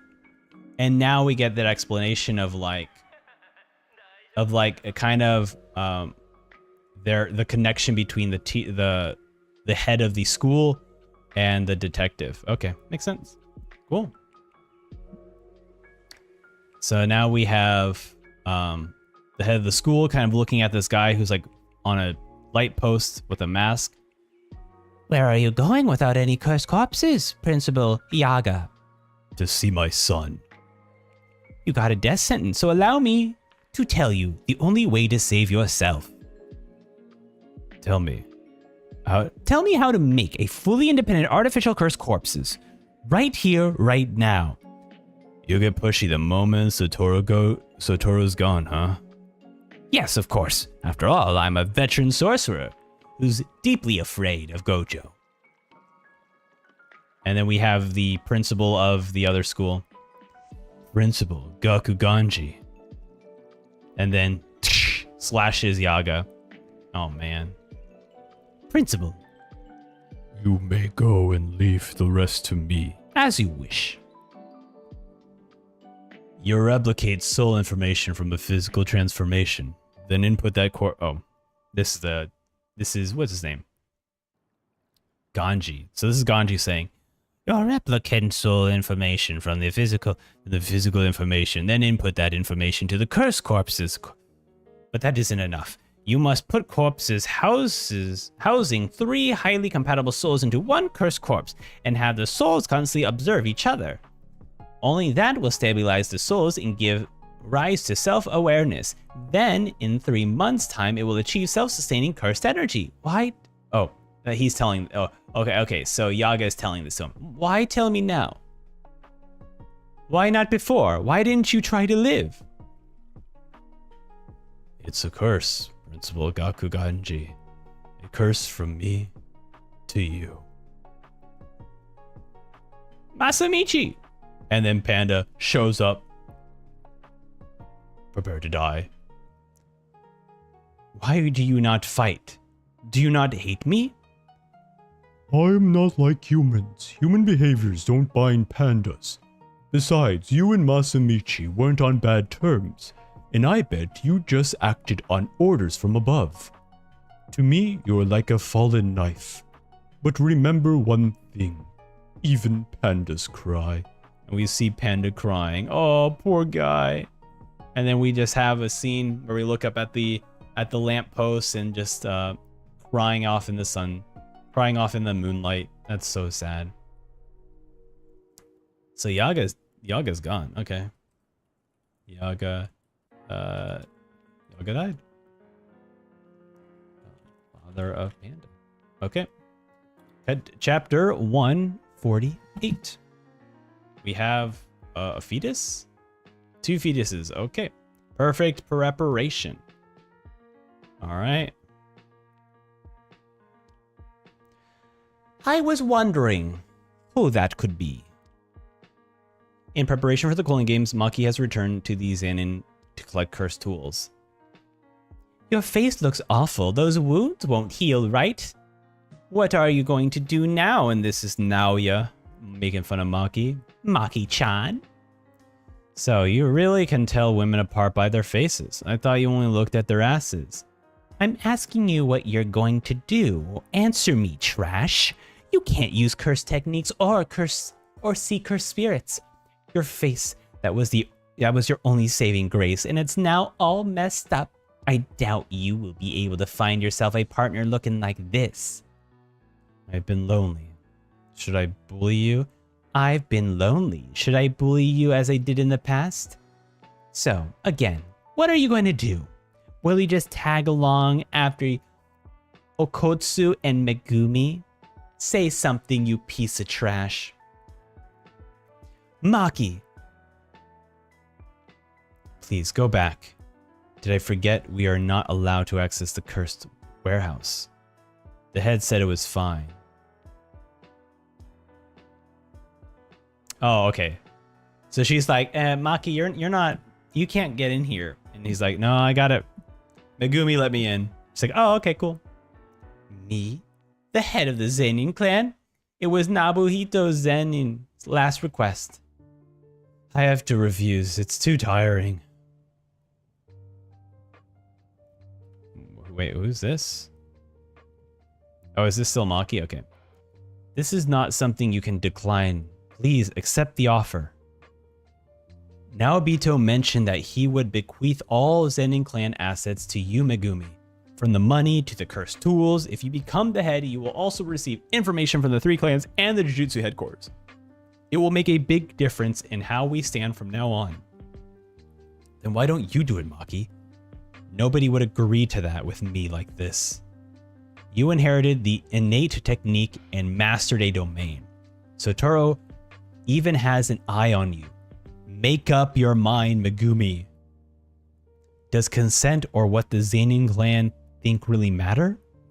And those benefits that you spoke of, you can get them as long as you become the head, right?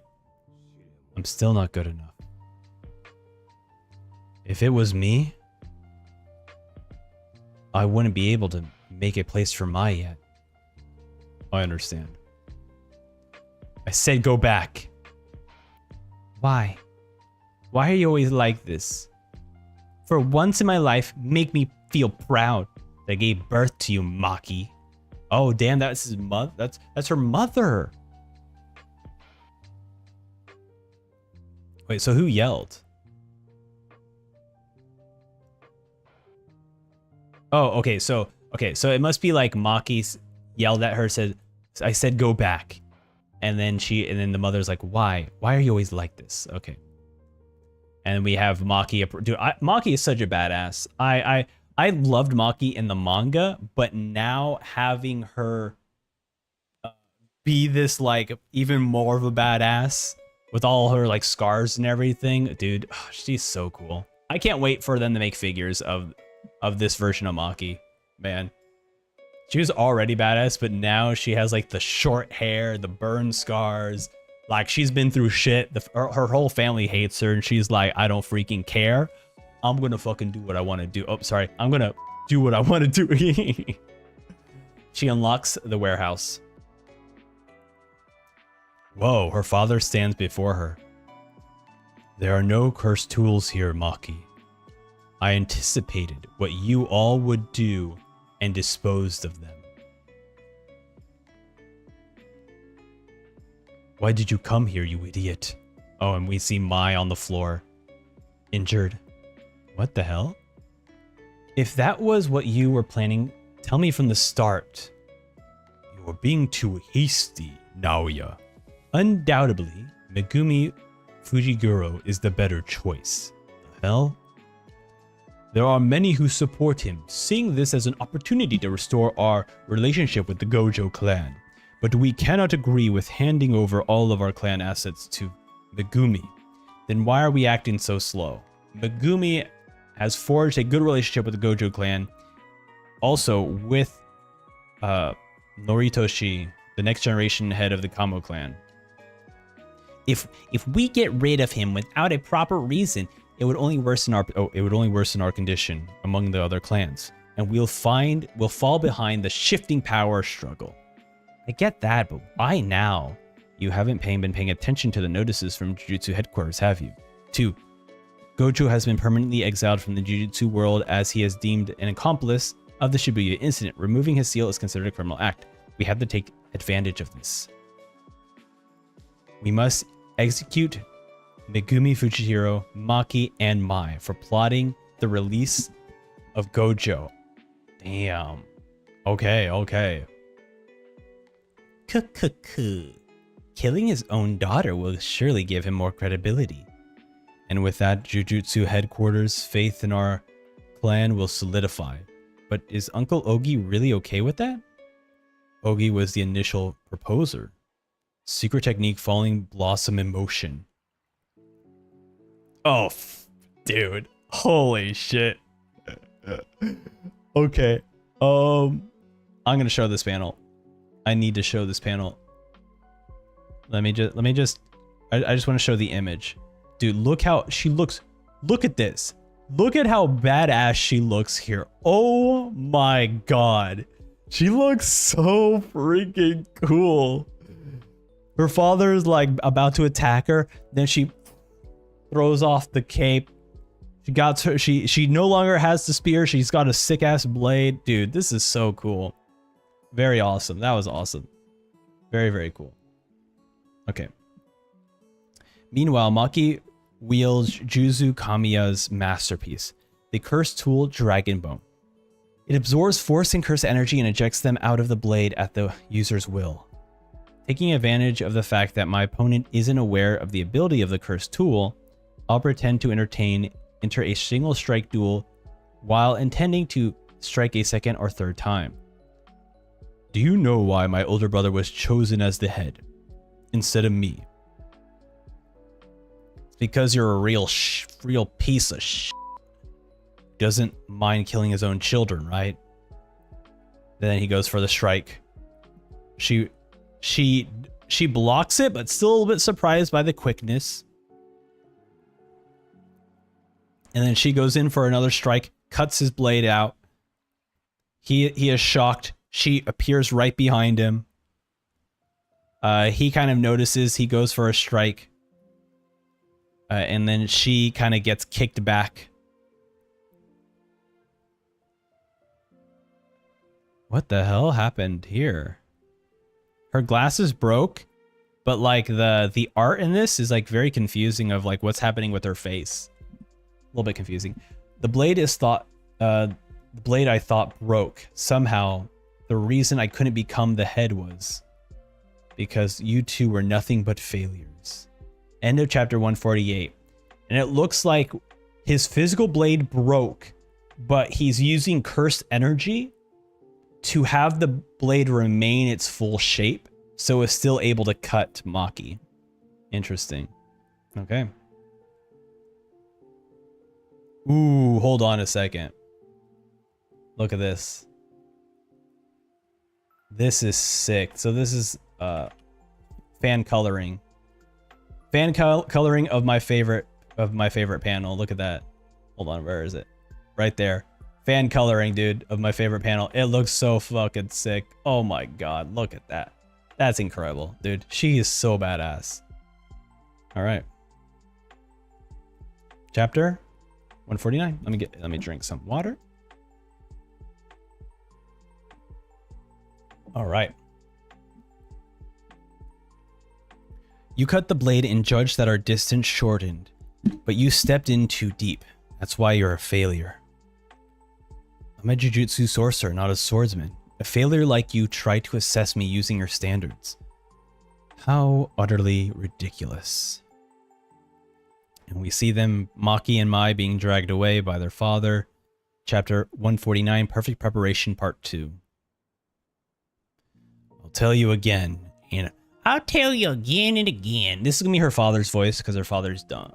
But you know what? I don't know. I don't want to do that for her father's voice. I'm gonna give her father a dumb voice, okay?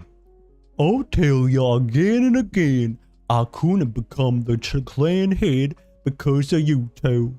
My older brother cursed technique doesn't have much of a history, so a technique was not as important as the factor in the dispute. I've never lagged behind my brother in a sorcerer except for one thing: my children's capabilities. Children should never stand in the way of their parents. Do you understand? Dragging each other down is regarded as a virtue in this country. And then he just tosses them down these flight of steps. This is a room used for training and punishment. It contains many grade level 2 and lower curses. We're not going to read all those, but they're all like, Oopsie, oh yes, I'm fine. Repeat, this is an order. I'm terribly sorry Daddy is here with you. Looks like I'm failed. We're all here to kill you. they're afraid of me now, but soon enough they'll come out and eat you. They're afraid of me now, but soon enough they'll come out and eat you. Heavenly restrictions, physically gifted. So what? We sorcerers fight with a trained body that is enhanced with cursed tech energy. Maki, your strength is nothing special compared to others. Farewell to the stain on my life. And then we have Mai looking over Maki. Mai feels the heartbeat of Maki. You're tough as always. I knew this was going to happen one day. This sucks. Wait, what? Oh, okay. So Mai is doing some sort of curse technique with her lips, I guess, you know? Okay. And then they both wind up on a beach. You get the general gist of my curse oh, no, it's a flashback. You get the general gist of my curse technique, right? I can't make large or complex things. I'm heavily wounded from his cuts, so once I make this, I'll die. See, you're on your own. Oh, no, it is like a, not a flashback, it's like a dream. Like, kind of Mai saying her final goodbyes, I guess, to Maki. See, you're on your own now. Hey, Mai, wait. What do you mean? Come back. I figured it out a long time ago. The reason why twins are a bad omen for sorcerers? To gain something, you have to sacrifice something. This isn't just limiting to a binding vow. It is the same principle as getting stronger through painful experiences. But that's not the case for twins. After all, identical twins are considered one individual by cursed techniques. You get me? You are me and I am you. Even if we give it your best and become stronger, it's useless. But I have no intention to become stronger. Hello. Yes, I am reading Calling Games. We are on chapter 149. And it's getting really good. Calling Games is getting really good. And hello, Rizo. Welcome to the stream. I can use a curse technique, but you can't, so there's no point. That means as long as I'm around, Maki, you'll always be half-assed. Okay, I get it. Now come back. I'll just leave you with this. Abandon everything else. I'll take everything with me, including the cursed energy. But promise me one thing. Oh, I see. Maki's like, okay, then Mai, promise me one thing. If you're gonna do this, Mai, promise me one thing. Please destroy everything. Oh, no. Okay.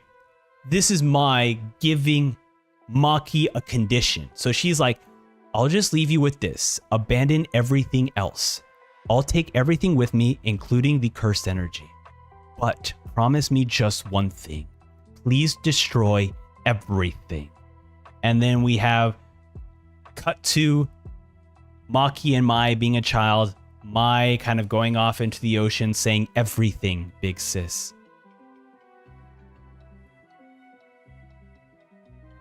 And then we have this. Wait, did she have the blade? Or did the father not take her blade? That blade looks, I mean, that still is the dragon bane. Okay, I guess in the previous shots, the sword wasn't in frame, but now the sword is here. The sisters are together. Mai, wake up, and we have just Mai. All right. A salute to Mai. You sacrificed yourself to make your sister incredibly powerful. I guess now she has curse techniques. Sick. Wake up! And then we have all the curses surrounding Maki. And then their father hears like something happening. The door to the training room slams open. The curses have vanished? What happened? Out of the darkness, my body still remembers the feeling of fear that I tried to forget.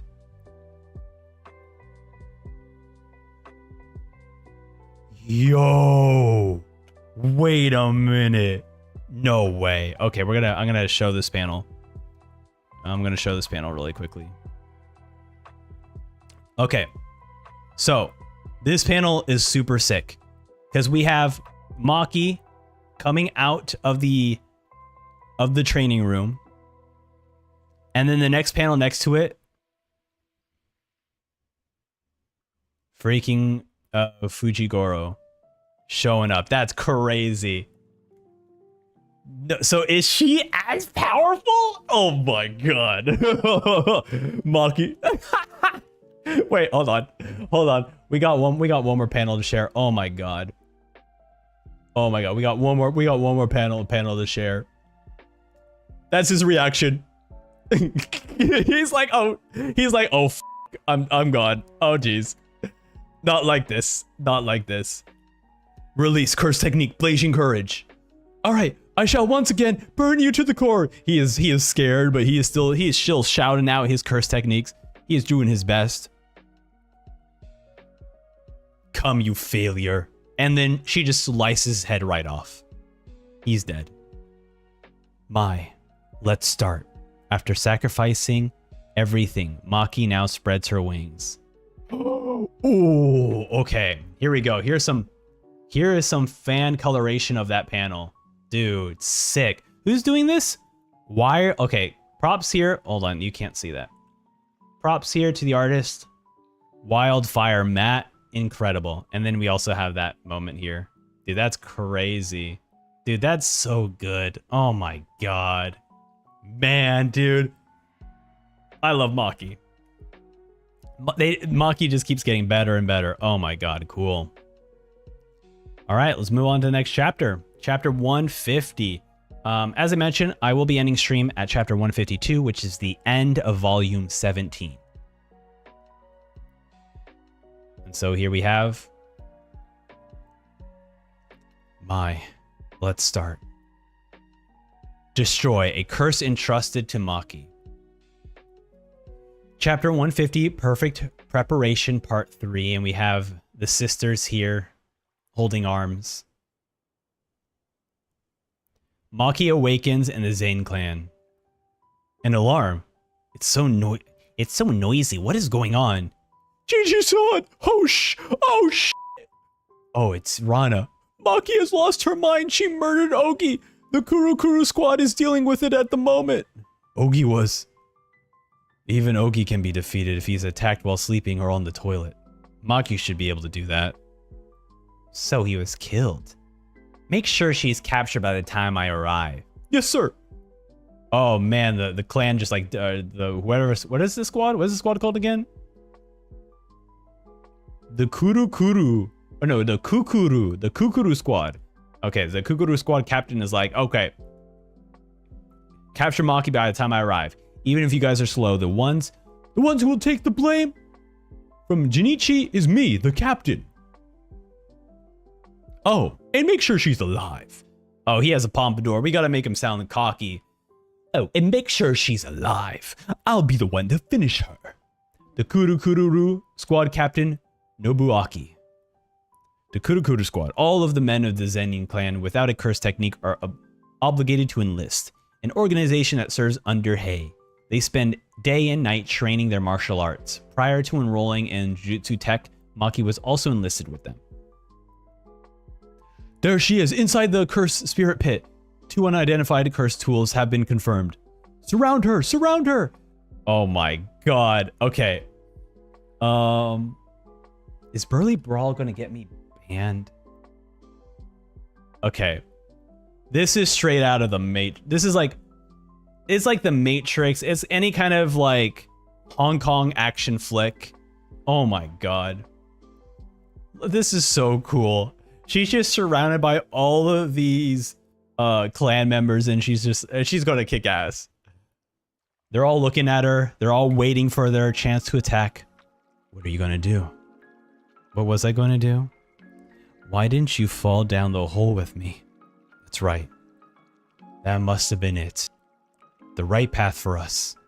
Sorry. I'm so sorry, Mai. Attack! Promise me. Destroy everything. Slashes through a dude.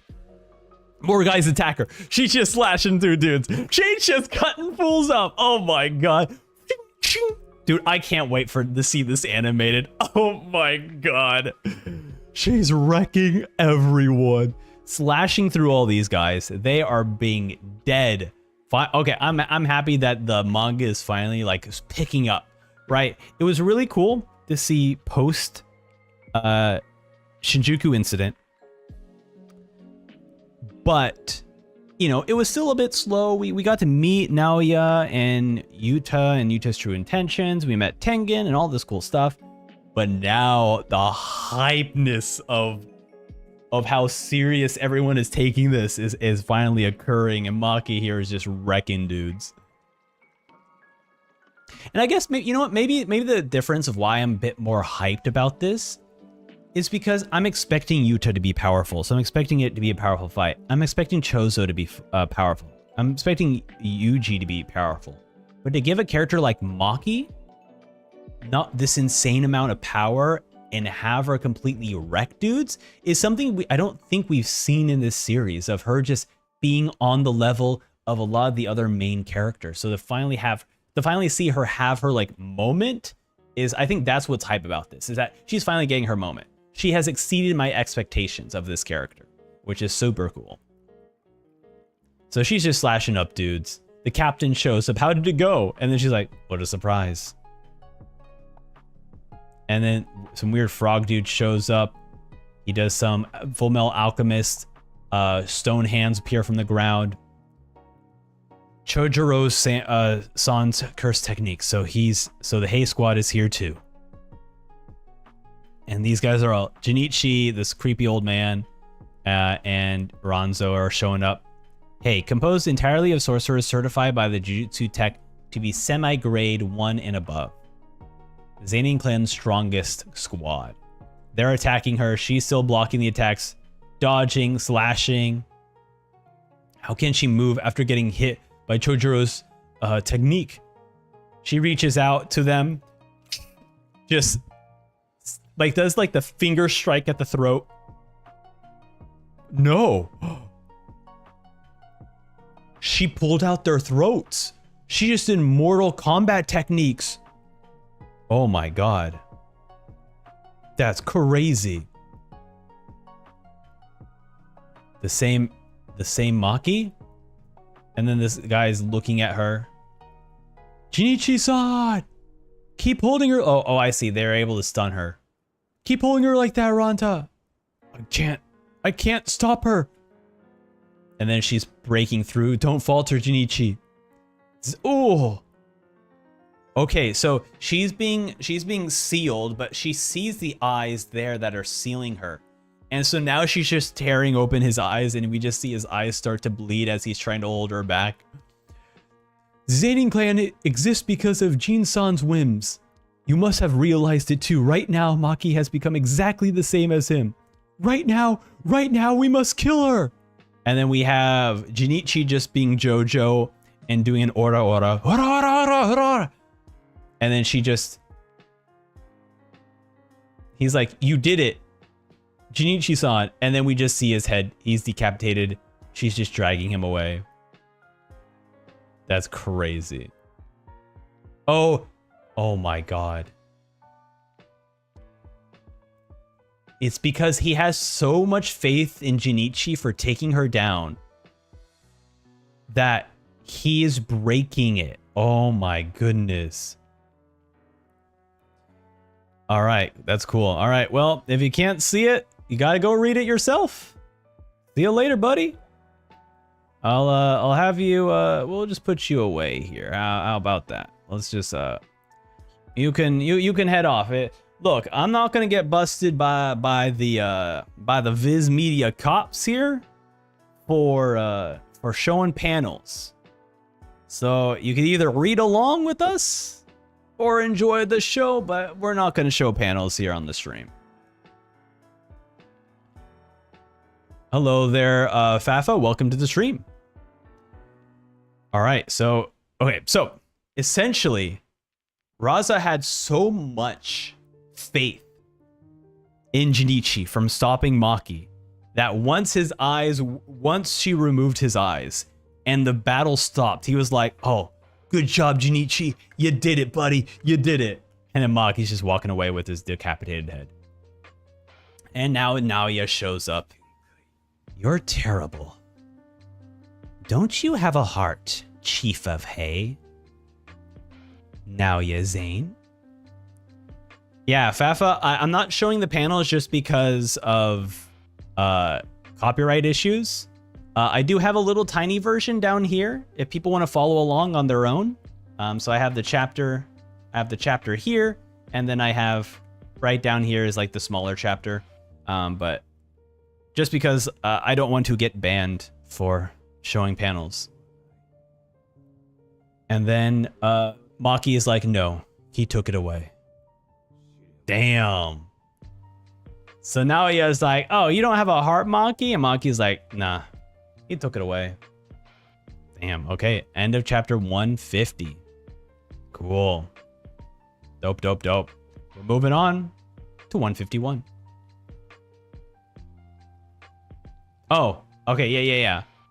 No, I mean, in your background, it's the showing. I can see words. Yeah, so yeah, that one's fine because you can hardly kind of see it. So, like, you could slightly follow along, but I won't be showing, like, the full clear panels.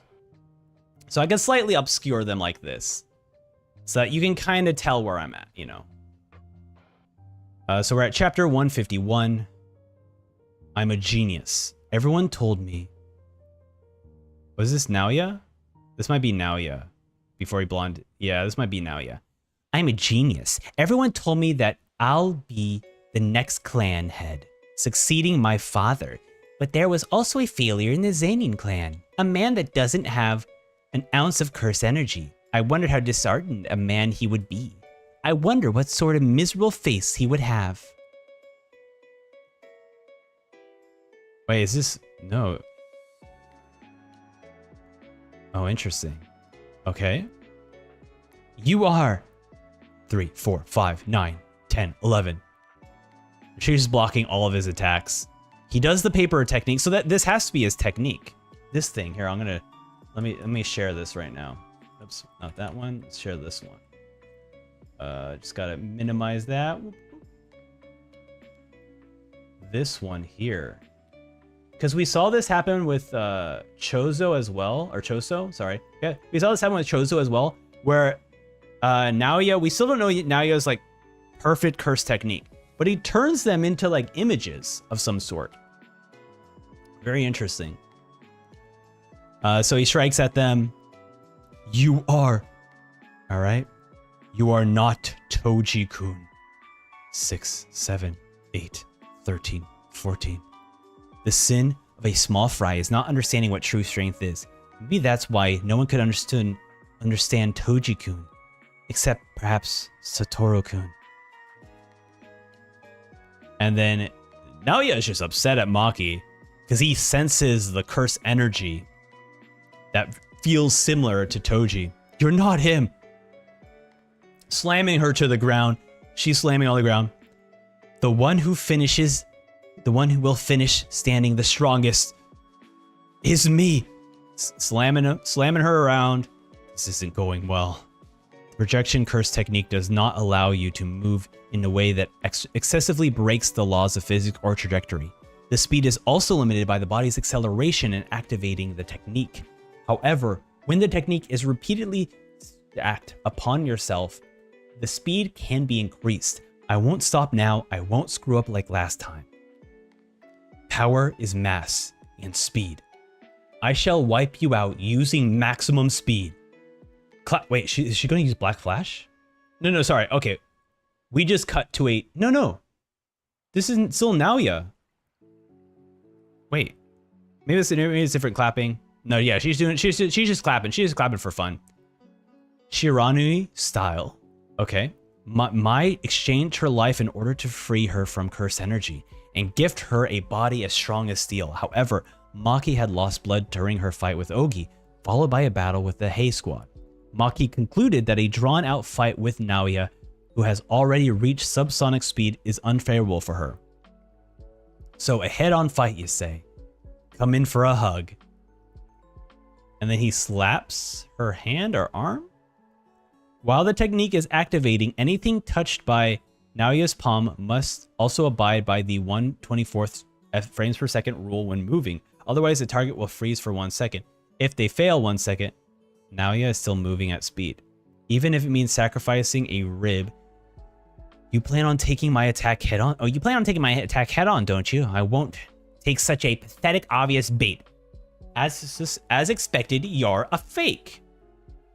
And then, isn't 24 times... It's 24 times, isn't it? Oh, I see.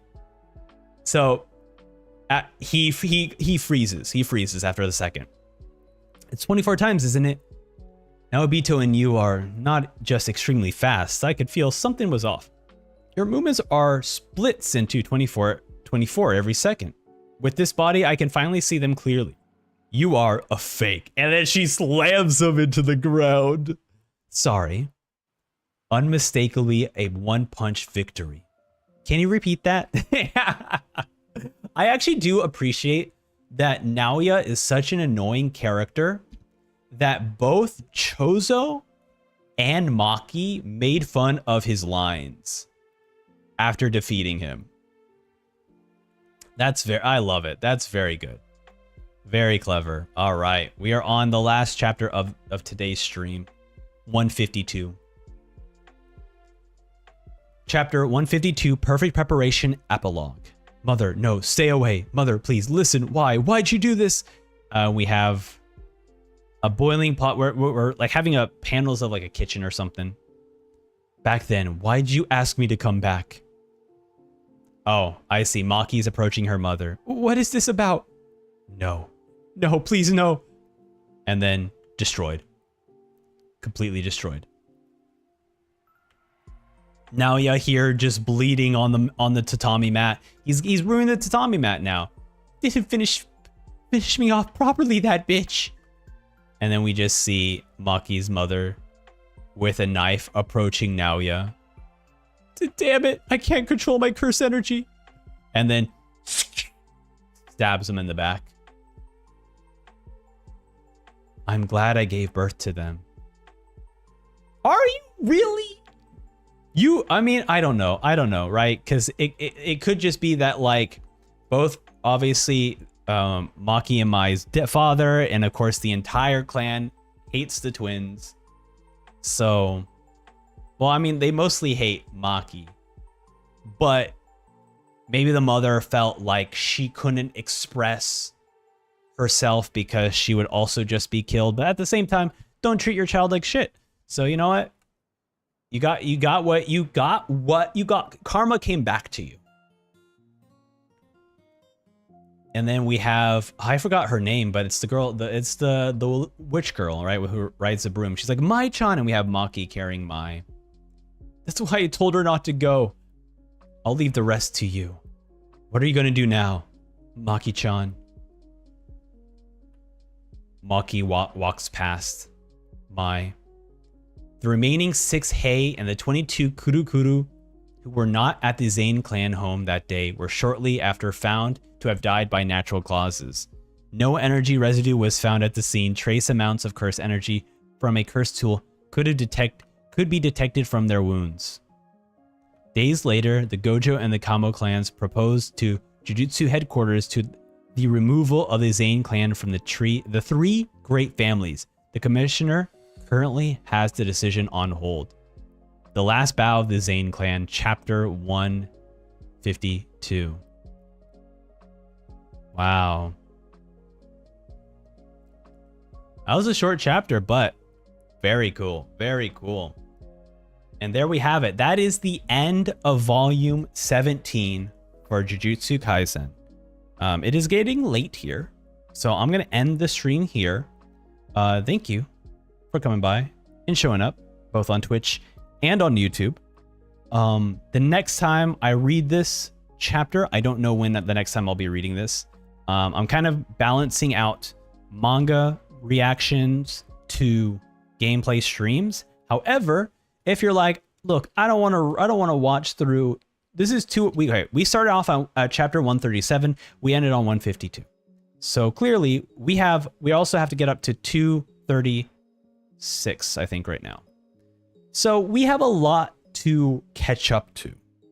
That being said, if you're like, I don't want to watch all these reactions, I just want to hear your thoughts on JJK. Don't worry. Once I catch up to JJK and finish the finale, I will be making a full review video about JJK. So if you don't want to watch the reactions, you just want to hear my thoughts about it. It's going to be real me. So you're going to see the real me on my main channel. All links are all in the description. Other than that, thank you for watching. It was a lot of fun. JJK, I'm certainly this has made me super hyped for the Culling games because this seems pretty hype. The Culling games seem like it's going to be an insane battle. I'm very excited with how the manga is going to handle rules, because I think one of the coolest aspects about the Culling games right now is that they have set up an idea that if you get 100 points in the Culling games, you can add rules to the game. So I'm really hoping that there's some crazy rules, some ridiculous rules that definitely shift how the Culling game is going to work. So I'm very excited to see what next this will be. I will guarantee, because we looked this up before, the end of JJK is on September 30th, 2024, chapter 271. And they're currently at, I don't have Viz open right now, but yeah, they're currently at, I believe 265 or 266, one of those. So we will most likely catch up by the finale. So whether that is me doing one more long stream of catching up to the finale, or me actually just having a separate finale reaction, I don't know how it's going to turn out, but either way, we will be able to catch up to the finale. Judging by the speed we're going now, I think it's pretty safe that we can catch up to the finale. Especially if a lot of the scenes, like these past few chapters, were just mostly fighting and less talking. So if there's less dialogue, I mean, for sure, it's gonna be easier for me to get through because I take my time reading. I'm a slow reader. Either way, thank you all for watching, and until next time, I will see you all later. Goodbye now. Bye-bye now. Bye.